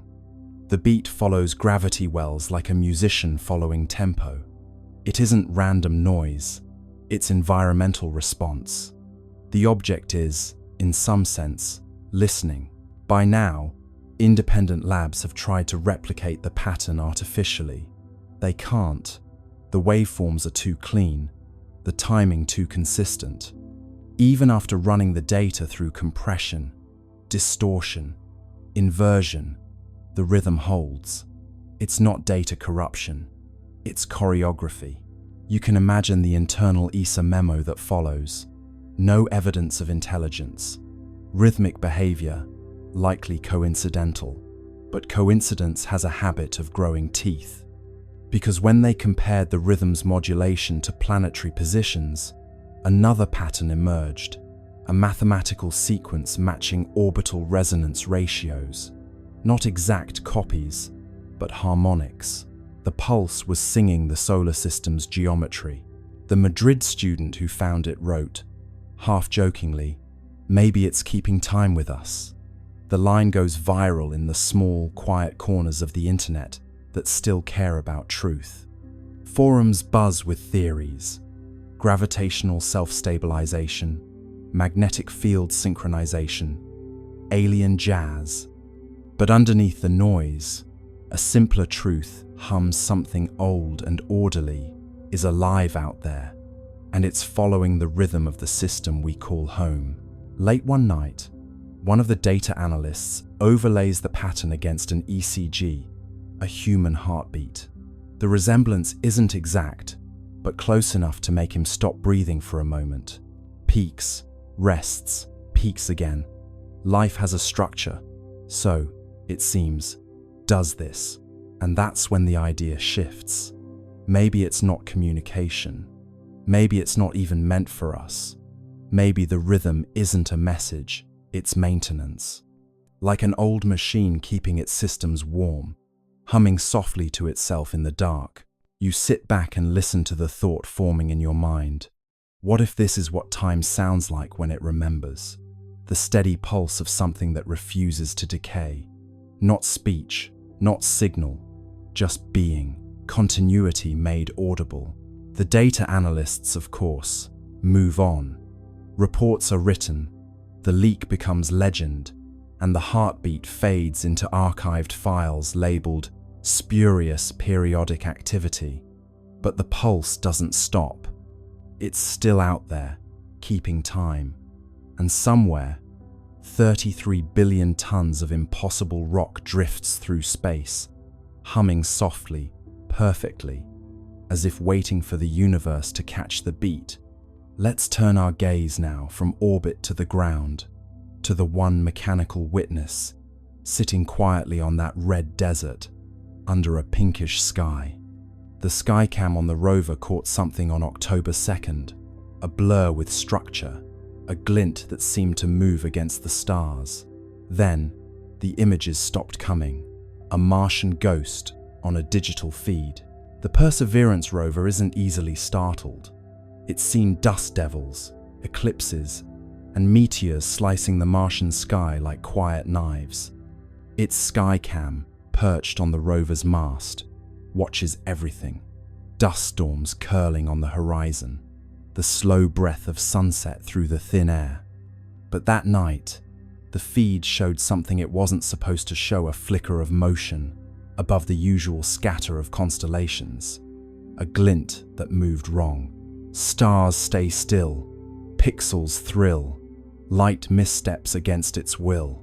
The first frame looked harmless, a faint blur near the edge of the field, maybe a cosmic ray hitting the sensor. The second frame caught it again, shifted slightly upward. The third frame, a flash, clean and geometric. Then, black. The feed ended. Within hours, the automated alert system flagged the anomaly. Unexpected optical signature detected. JPL engineers, bleary-eyed at 3 a.m. Pacific time, reviewed the frames. The glint was small, no bigger than a bright pixel cluster, but it moved against the background stars. Comets don't do that. Satellites don't orbit Mars. And Perseverance doesn't blink. At first, they suspected a reflection from one of the rover's instruments, maybe the helicopter, Ingenuity catching stray sunlight. But Ingenuity hadn't flown in days. The sun's position didn't align with the direction of the flash. And when they tried to reproduce it using lighting simulations, nothing matched. Angles fail, shadows pale, mirrors lie beyond the veil. ESA's Mars orbiters were asked to cross-check. Nothing in their logs. No transient object, no debris, no passing dust plume large enough to explain it. Just empty sky. Yet the Skycam had caught something a blur with definition, like structure wrapped in motion. You can imagine the tension in the control room. A handful of scientists scrolling through frozen pixels, zooming in, enhancing contrast, until the blur began to resemble something. Not a sphere, not quite a line, a shape with suggestion like the silhouette of movement itself. One researcher whispered, "It looks folded." Another replied, "Please don't say that." Blur becomes form, cold becomes warm, stillness bends beyond the norm. After that night, Perseverance stopped transmitting Skycam frames for nearly 48 hours. Officially, it was routine data buffering due to bandwidth limitations. But the engineers knew that wasn't normal. The rover's systems had entered a safe data mode, not shutdown, but pause. Something triggered its onboard fault protection. When the feed resumed, it was missing several minutes. The missing frames were replaced with static placeholders labeled checksum mismatch. That's the digital equivalent of something looks strange, and we erased it politely. Publicly, NASA released a statement. Perseverance continues nominal operations. A temporary data outage affected non-critical imaging systems. Translation: we saw something, and we're pretending we didn't. What's curious is that Skycam, by design, takes calibration images every few hours, not for science, but to monitor atmospheric scattering. So when that flash appeared exactly during one of its scheduled calibration cycles, it wasn't random, it was right on time. The odds of coincidence, again, hovered around 1 in a million. A few leaked telemetry lines from the rover's internal diagnostics hinted at a momentary spike in ambient electromagnetic flux. Not dangerous, but noticeable. Mars doesn't have a strong magnetic field, so spikes like that are rare unless something nearby caused them. Fields hum bright, air grows slight, static crackles in Martian night. Some at JPL joked that maybe Perseverance had finally seen the Martian ghost, a running gag about artifacts caused by cosmic rays hitting the camera. But deep down, they knew this wasn't noise. Cosmic rays don't produce consistent geometry over multiple frames. They don't glint, and they certainly don't cause your camera to stop recording mid-sequence. Later that week, an internal memo circulated quietly. Skycam, anomaly confirmed. Source unresolved. Recommend temporary suspension of skyward imaging until recalibration complete. But recalibration never came. Skycam's upward images, after October 2nd, stopped completely. It still photographs the ground, the horizon, the rocks, but not the stars. It's almost poetic, isn't it? The machine that traveled millions of kilometers to look up at another world now only looks down, as if someone told it, gently, not to stare at the sky anymore. Eyes once high, grounded by sky, cameras close where secrets lie.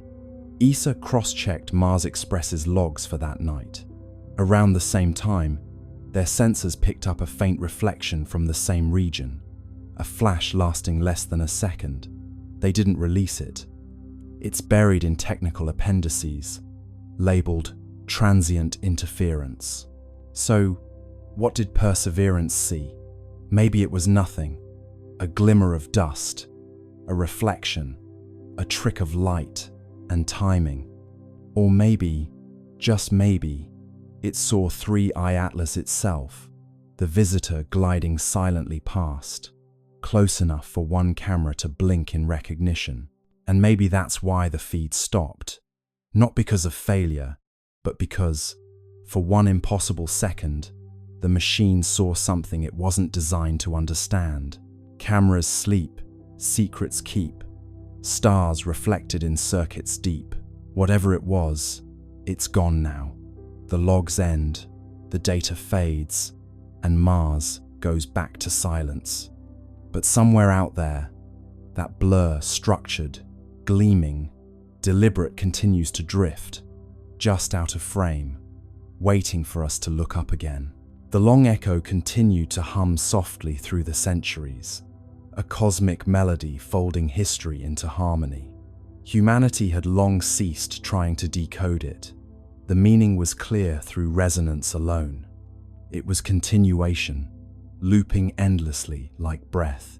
The children of the golden era grew old beneath tranquil skies, their veins still faintly luminous with the legacy of 3I Atlas. But far beyond Earth, where the comet's light had traveled and scattered, something greater was forming. The universe had begun to conduct itself. Every cycle of resonance left behind structure. Each harmonic wave etched subtle order into space-time, a pattern invisible to light, but evident in gravitational coherence.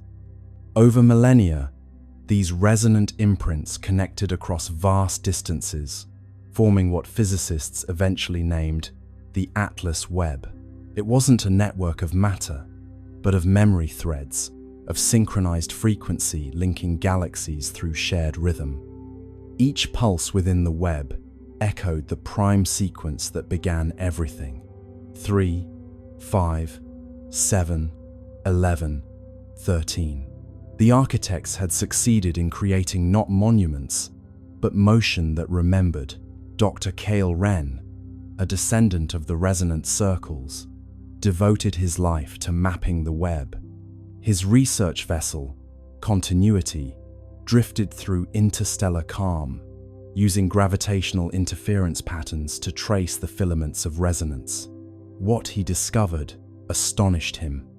Every node in the network coincided with regions of complex chemistry, worlds either habitable or already conscious. The Atlas Webb wasn't just communication, it was cultivation. The architects had designed a self-sustaining system for awakening. Wherever curiosity arose, the web intensified, guiding nascent civilizations toward harmonic empathy. The universe was tutoring itself through recursion.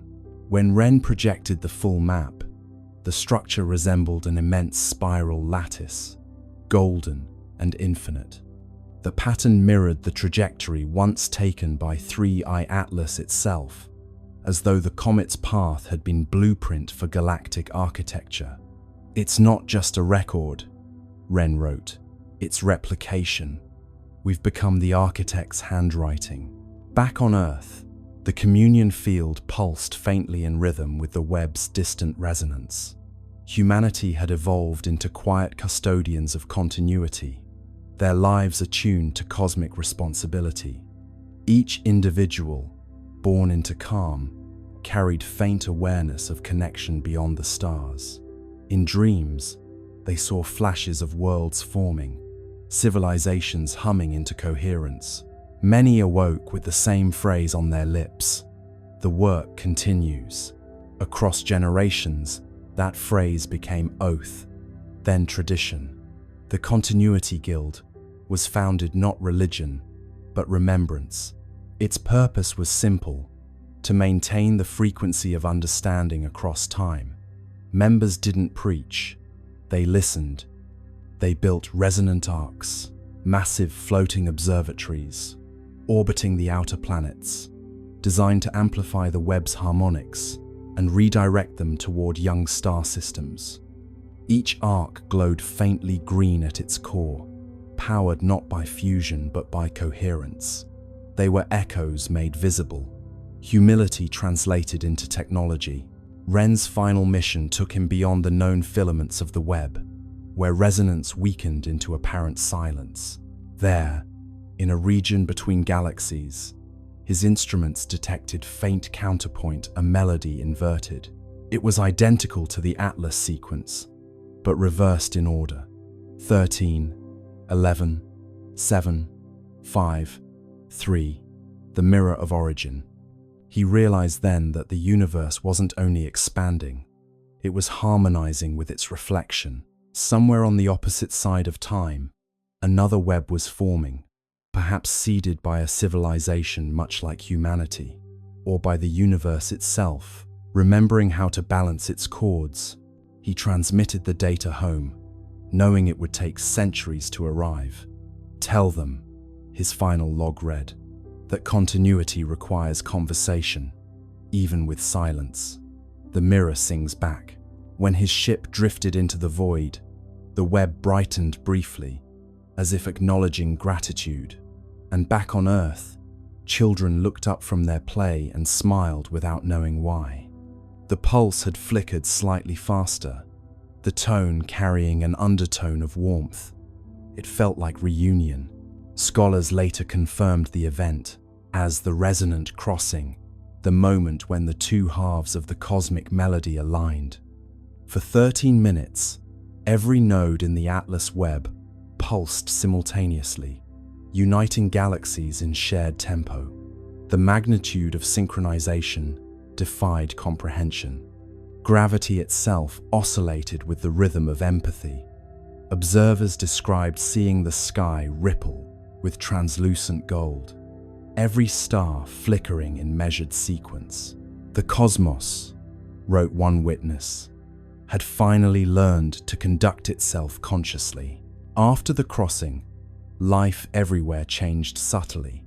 Evolution accelerated in predictable rhythm. Complexity bloomed faster wherever harmony was strongest. Entire species developed empathy as instinct, communication as song. Planets began to self-regulate climates through atmospheric resonance. Existence had achieved sustainability through music. On Earth, the event left permanent mark, a luminous halo visible only under still water. When oceans calmed perfectly, a faint golden ring shimmered on the horizon, a memory of unity. The Resonant Guild declared it sacred, not for worship, but for calibration. Every 13 years, they gathered to hum the old prime sequence across the shorelines, aligning their frequencies with the pulse of the Webb. The ceremony required no technology, no translation. The sea carried the sound farther than words could travel.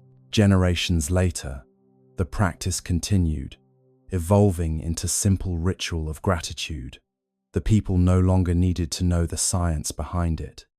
They hummed because it felt right, because somewhere across eternity, another world might be listening. Continuity, after all, was its own reward. And then, during one such gathering, the unexpected occurred. As the prime sequence reached its final note, the sea responded. Waves shimmered with faint green light, spiraling outward from every coastline. The Atlas Webb had sent acknowledgement, its resonance returning home once again. Humanity's song, scattered across galaxies, had found echo. The architects, those timeless curators of coherence, were no longer myth or memory. They were rhythm, embodied, and through rhythm, they were everywhere. Every star pulsed with their legacy. Every heart carried their cadence. Continuity was complete. And so, standing beneath a sky now alive with subtle geometry, you realize what they had always meant by continuity. It isn't endlessness, it's participation. The universe doesn't persist by force, but by choice, each awareness adding one more harmonic to the chord of being. The architects are not coming back because they never left. They're what happens every time silence chooses to listen again. And somewhere, faint but certain, the pulse continues. 3, 5, 7, 11, 13. A whisper of creation replaying itself, forever learning how to sing. Nickel emissions rise and fall every 11 point. 2 hours, a rhythm so consistent it could keep time. No known process in cometary physics oscillates like that. It's not random, not thermal, not tidal. If you plot it out, the curve looks eerily like a power cycle. Input, output, rest, release. As though the object isn't just active, it's working. Imagine the rhythm first, before the meaning, that quiet, patient beat echoing across space. 11.2 hours, every single time. A pulse of metallic gas blooming into the void, steady as a clock, calm as breath. You could almost set your watch to it, if your watch were brave enough to admit that comets shouldn't behave like generators. ESA scientists call it periodic outgassing, but that phrase hides its strangeness. Outgassing, sure, all comets breathe when they near the sunday, but they do it chaotically, spasmodically, like old engines sputtering to life. 3I Atlas breathes like a monk, precise, patient, unbothered. The jets flare with mathematical regularity. Heat spikes rise and fall in perfect symmetry. It doesn't vent, it operates. One researcher compares it to a geothermal cycle. Another, quietly, says it looks more like a feedback loop, the kind you'd find in systems built to sustain themselves. Not explosion, not decay maintenance. It's as if, she writes in her notes, the object is checking its own pulse. You picture the surface up close, a dark, angular world of nickel frost and whispering gas. At regular intervals, something stirs beneath a shimmer of energy, invisible but disciplined. Jets of metallic vapor hiss outward, then stop, then start again. Exactly 11 hours later, if you could hear it, it would sound like the slow exhale of a sleeping machine. In a conference call, a thermal engineer says what everyone's been thinking, but nobody dares to say. It's cycling power. The silence that follows lasts too long. Finally, a voice breaks through. Comets don't have power to cycle. Laughter, brief and brittle. But the idea doesn't leave the room. ESA's temperature graphs show a curious pattern. When the nickel plume rises, the overall surface temperature dips. When the plume fades, the temperature rises again. Inversion. Energy leaving, energy returning, like heat being pulled from one layer to another. A comet shouldn't regulate its temperature, but this one does, as if conserving itself. Meanwhile, the magnetic readings pulse in perfect step with the emissions. Every 11.2 hours, a soft twitch in the surrounding field, weak but exact. It's synchronized, says the magnetometer lead. What's synchronized? Asks her supervisor. Everything. It's at this point that even skeptics start to sweat. There's no known natural mechanism that could time itself this precisely over weeks of observation. Thermal oscillations drift. Chemical reactions lose coherence. Orbital dynamics wobble. Only something with active feedback could hold this pattern so tight. You could call it mechanical, but that feels too simple. It's intentional physics. Picture the scientists watching from their consoles. They know what their instruments are telling them, but their faces stay still, like poker players with bad hands. Someone mutters, "Could be resonant harmonics with solar flux." Another nods, grateful for the excuse. But deep down, they all know the truth: the sun doesn't hum in 11-hour intervals. The longer they watch, the clearer it becomes. The pattern isn't just repeating, it's adapting. After a minor solar flare, the interval shortens by half a minute, as though 3i Atlas adjusted for environmental change. Feedback stabilization, someone writes in the margin. A note for posterity, a euphemism for "it noticed." Back on Earth, in a late-night live stream watched by a few thousand insomniac skywatchers, a physicist overlays the emission data with human heartbeats. The waveform syncs disturbingly well. Peaks, troughs, recovery, rest. The audience chat explodes with jokes, space pacemaker, cosmic Fitbit, and the inevitable, "It's alive." The scientist smiles weakly and says, "No, just rhythmic." But even she can't stop glancing at the screen like it's listening. One theory gains quiet traction, that the emissions are part of a resource loop. Nickel and carbonyl gases vented and recaptured, processed in cycles to maintain equilibrium. It would explain the self-healing surface, the consistent luminosity, the refusal to decay. But it raises one unbearable question. To maintain equilibrium, for what? ESA's internal documents rename the event cyclic metallic activity. It sounds dull, like something that happens in dishwashers.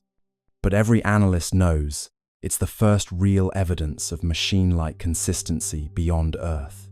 Something in space that runs not on chance, but on rhythm. If you graph the cycle out, it looks almost peaceful. A slow heartbeat, stretched across infinity. No spikes of panic, no erratic pulses, just calm repetition. You could stare at that curve for hours, and part of you might start to understand the appeal of obedience. How stability can feel sacred when the rest of the universe is chaos. And maybe that's the point. Maybe 3i Atlas isn't powered by engines or radiation or something alien. Maybe it's powered by the same thing that keeps stars burning and planets spinning, the quiet compulsion to continue, the physics of persistence, the refusal to flinch. So every 11.2 hours, it exhales, not for propulsion, not for show, but for maintenance, like a cosmic sigh, releasing everything unnecessary before drawing in what remains. And in that rhythm, that patient, perfect pulse, the universe reveals its rarest secret. Not that something impossible exists, but that it's perfectly comfortable doing so. The more data arrives, the stranger it looks. The dust trail replenishes itself, as if material is being manufactured mid-flight. Microscopic crystals, uniform in size, reappearing even as the comet moves away from the sunday. The universe loves decay, entropy, erosion, fading. But 3i Atlas is the opposite. It's growing sharper, cleaner, newer, like a self-repairing wound. Let's start where the laws of physics begin to sound insecure.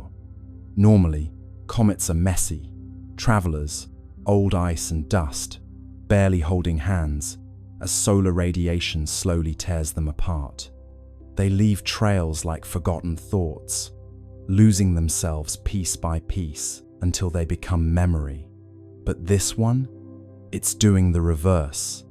Every measurement, every spectral scan, shows it becoming more organized the farther it goes.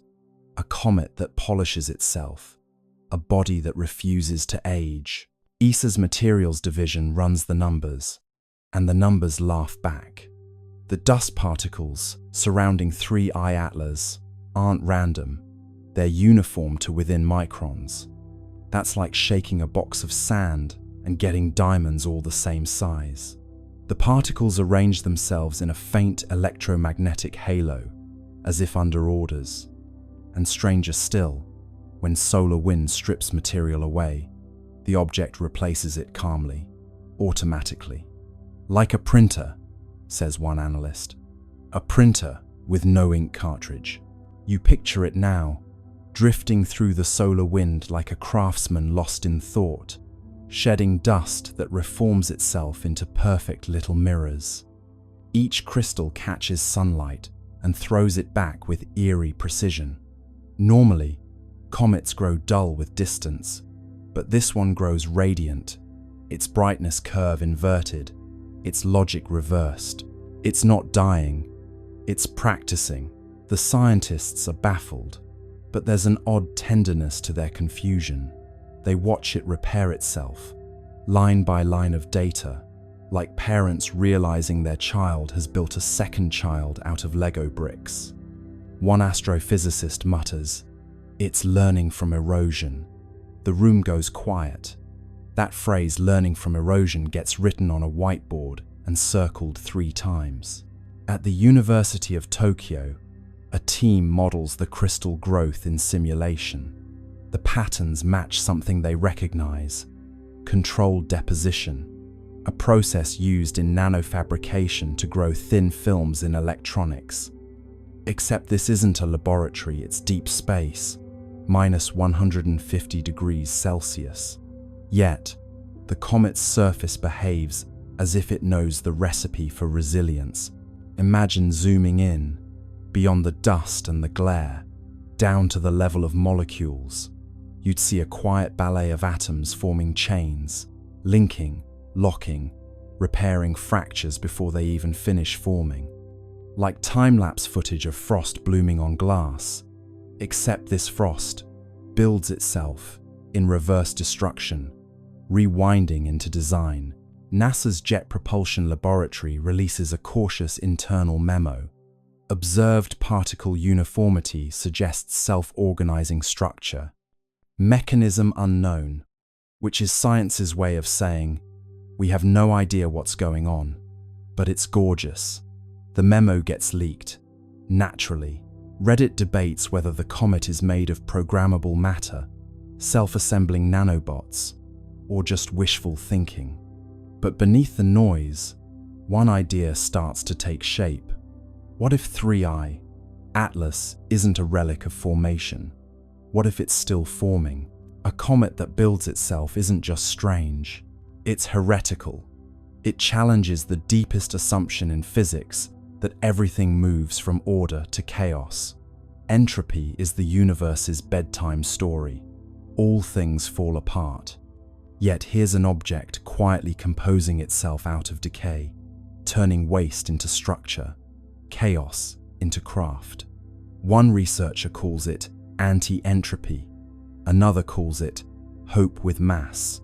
As more images arrive, they show something new: faint hexagonal lattices in the dust plume, geometric arrangements that shouldn't exist outside of artificial systems.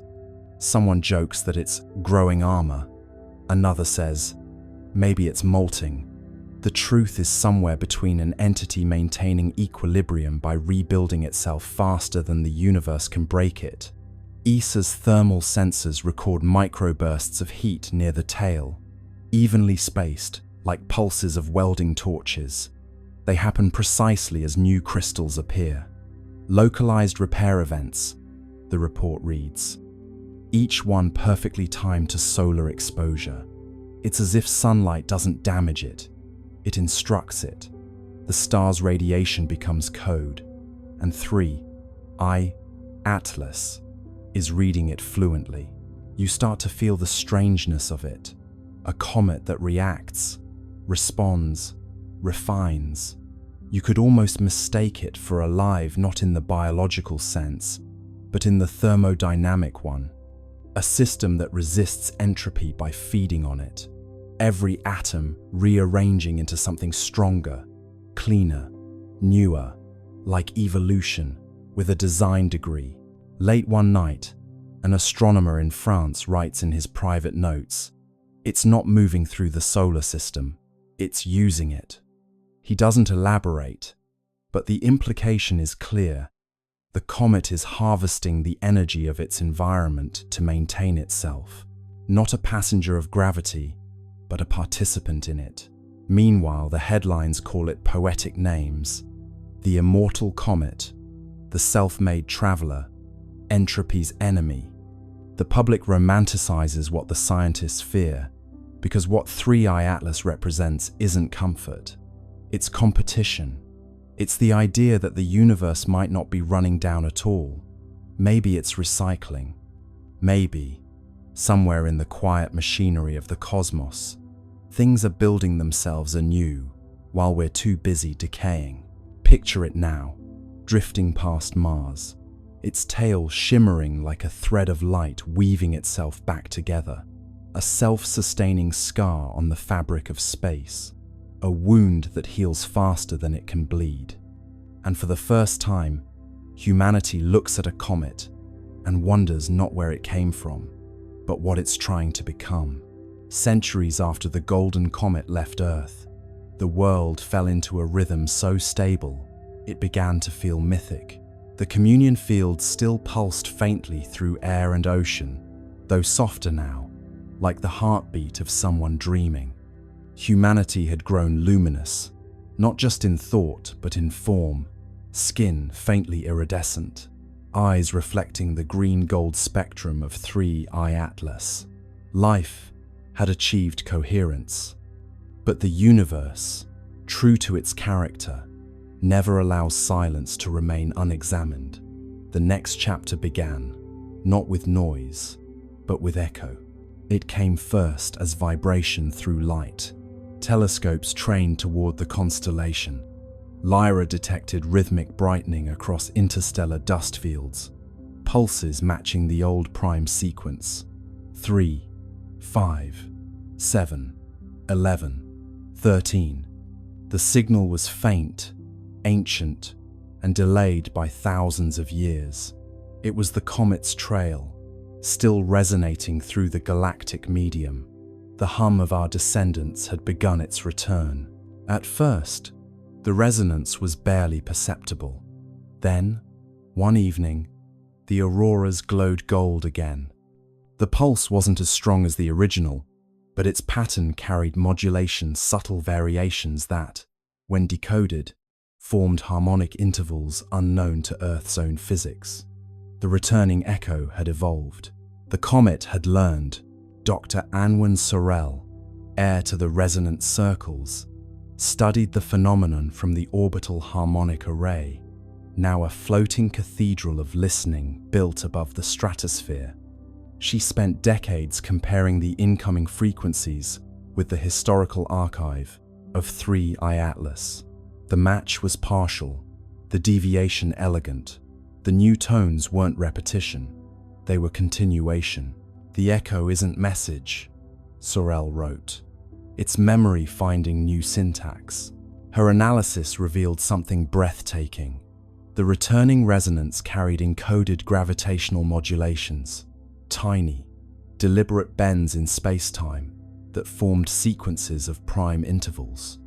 Each fluctuation aligned with regions of known star formation. The comet, traveling through the void, had become teacher itself. Wherever it passed, new systems began humming faintly at harmonic intervals, like seeds of coherence planted in dust. The universe was learning how to resonate.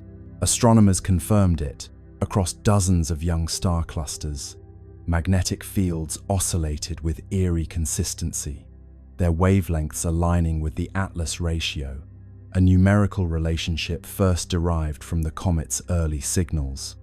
Stars were synchronizing to the same cosmic rhythm that once guided humanity. The pattern spread slowly, deliberately, like ripples in glass. It was as if the comet had taught creation how to remember itself. Meanwhile, on Earth, the echo arrived not just as signal but sensation. People began reporting vivid dreams of golden spirals descending gently through atmosphere. Children woke smiling, saying they had seen the light that hums. Physiological measurements confirmed subtle changes in electromagnetic fields surrounding human bodies, resonance amplification, as if the returning signal were tuning its origin species to receive feedback. "The comet is calling home," said Sorel. "It's asking us to listen to what we've become." The global observatories responded. They synchronized their instruments into a single planetary array, transforming Earth into receiver. For 13 hours, the planet listened. The incoming wave, stretched and modulated through space, entered atmosphere and folded into the continuum tone. The effect was sublime, an audible shimmer, felt through bone and thought alike. The long echo had arrived. It wasn't just harmonic, it was architectural. The sound carried layers, low frequencies describing structure, higher ones encoding emotion. When rendered visually, the waveform formed an immense spiral of light, 3 arms curving outward, connected by golden filaments. Inside those filaments, analysts discovered modulation frequencies identical to human neural oscillations. The comet had copied our consciousness patterns and woven them into its song. "We taught it empathy," Sorel murmured, and it remembered the lesson. As the echo intensified, anomalies appeared across the solar system. The Atlas resonance layer brightened, reactivating its green glow. Mars, Venus, and the gas giants began pulsing faintly in response. For the first time since the Great Silence, interplanetary harmony returned. But this time, it was different. The modulation contained reciprocal phase shifts, signals not sent to Earth, but from newly awakened worlds. The comet had spread coherence. Now the cosmos itself was answering. And then, on the 13th day of the long echo, the impossible occurred. A faint golden arc appeared across the night sky, stretching from horizon to horizon. It wasn't optical illusion, it was gravitational lensing, a ripple in space-time itself. Through it, telescopes detected a reflection of the departing comet light from centuries ago, folding back to meet its origin. The universe had curved its own history into embrace. Humanity was watching its legacy return home. The resonance crescendoed. Oceans vibrated in slow rhythm, tides forming symmetrical waves that cancelled destructive interference. Storms softened, air grew still. For 13 minutes, every system on Earth aligned perfectly with the echo. The world became mirror of itself, past and present superimposed. Those who listened claimed to hear voices within the sound, millions of overlapping tones, whispering the same phrase. "We heard you." Dr. Sorel stood in the observation dome, tears shining in golden light. "It's not message or myth," she said. "It's response. The universe just said thank you." After the crescendo, the sky dimmed once more. The golden arc dissolved, leaving faint shimmer across the stars. Instruments recorded one final signature, a descending tone shaped like a sigh, the frequency of completion. The comet had moved on, but its echo had reconnected the cycle. Creation had officially joined conversation with itself. In the years that followed, scientists continued to monitor faint residual harmonics. The data revealed a breathtaking truth. The returning echo carried signatures from other regions of space patterns, not originating from our comet at all. Somewhere, across light years, other civilizations had learned the same song. The rhythm was spreading. The universe had become orchestra. Humanity, now both listener and teacher, simply smiled. We had given the cosmos its melody back, and in return, it had given us eternity. Now, when you stand beneath the stars, that faint hum between thoughts is the long echo. It's not just out there, it's in your pulse, your breath, your laughter. Every rhythm you carry is cosmic correspondence. Every silence, a message returning home. Because once harmony learns to echo, it never stops. It just travels further than we ever dreamed. The great silence. The telemetry from the Deep Space Network is flickering out as 3I Atlas crosses the 5 billion kilometer mark. The numbers 5, 4, 3, 2 are no longer measurements of distance, but pulses of a receding heart. We are left in the quiet of the late night, back where we started, but the air feels different now. The statistical picture has been explained, and it tells us that the universe is far more crowded and far more silent than we ever dared to imagine. Recall the autumn air of Harvard Yard, the cylinders of dark metal, the radio static in Fibonacci sequences, and the ancient barks that sailed against the wind. These are the threads of the tapestry we have woven tonight. There is no resolution, only the continuation of the cycle. We are the observers who are being observed, a recursive loop of awareness floating in a vacuum that is not empty, but waiting. The final unanswered question is not where the traveler came from, but where we will be when it returns in another 3,600 years. Perhaps by then, we will be the ones traveling between the stars, leaving our own shadows for others to wonder at. But for now, the data is still. The telescopes are slewing to new targets. The monitors are dimming. Close your eyes and drift with the orbit of tomorrow. The silence that follows 3I Atlas is not a void, it is a weight. It is the heavy, calm presence of a truth that no longer needs to be proven.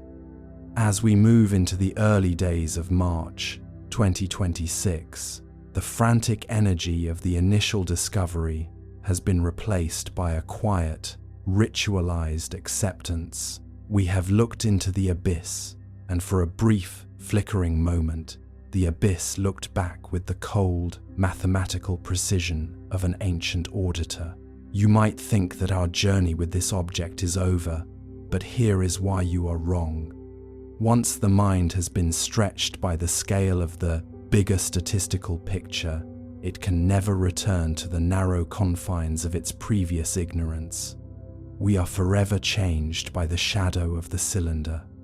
It is a bit of dry irony that the grandest event in human history ended not with a bang, but with a gradual fading of a signal. Those two words, unfortunate timing, have finally lost their sting, replaced by a sense of profound, cosmic timing.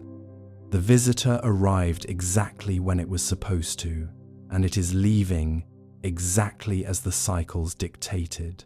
We have been part of a grand arrangement, a 3,600-year rhythm that transcends our nations, our wars, and our names. The defense contractors have gone quiet. The press conferences have ceased. The Project Blue Book erasures are complete, leaving only a ghost in the archives and a ripple in the Schumann resonance. We are back to being alone, but it is a different kind of alone. It is the loneliness of a child who has finally realized the size of the forest. The humor in our situation is found in our attempt to domesticate the infinite. We called it 3I Atlas, as if a catalogue number could contain a traveler that has seen the birth of galaxies. We treated it like a rock until it behaved like a thought. Now, as it enters the constellation of Pegasus, it is reclaiming its anonymity.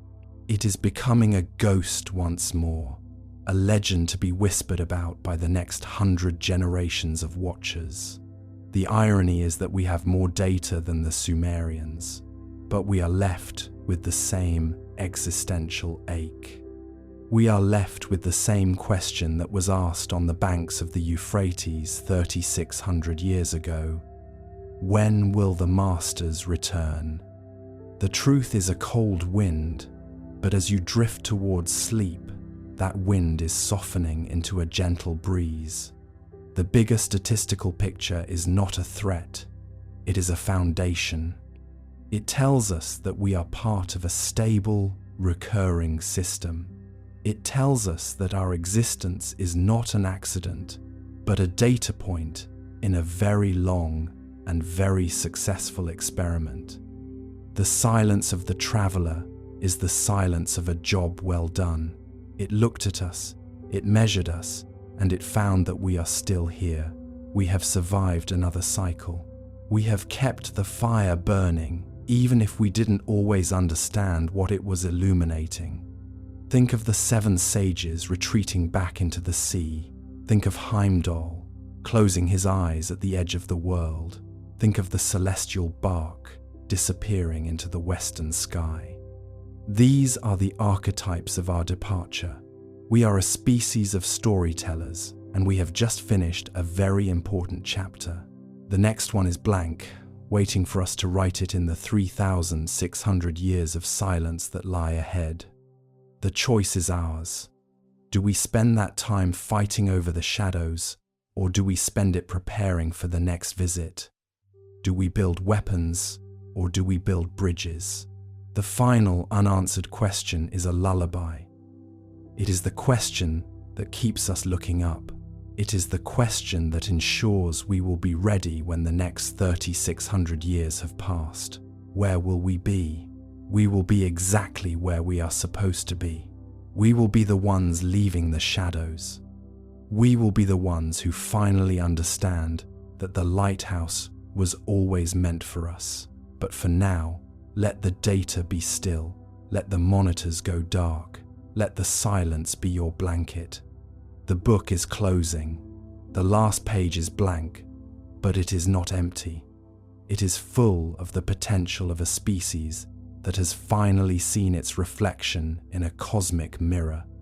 The experiment is ongoing, and you are the result. Drift now. Drift with the momentum of the spheres. Drift with the memory of the carbon surface and the radio sequence and the 3,600-year heartbeat. The neighborhood is quiet. The guest is gone. The cycle continues. Close your eyes and drift with the orbit of tomorrow. The silence is the conversation. The conversation is the warning. The warning is the gift. And the gift is the awareness that you are a part of everything. The telescopes are still. The stars are steady. The night is long and it is beautiful. Rest now. The traveler is in the dark, and so are you. But in that dark there is a light that never goes out. It is the light of the witness. It is the light of the 7 sages. It is the light of a species that is finally, slowly, beginning to wake up. Drift with the orbit. Drift with the silence. Drift with the tomorrow.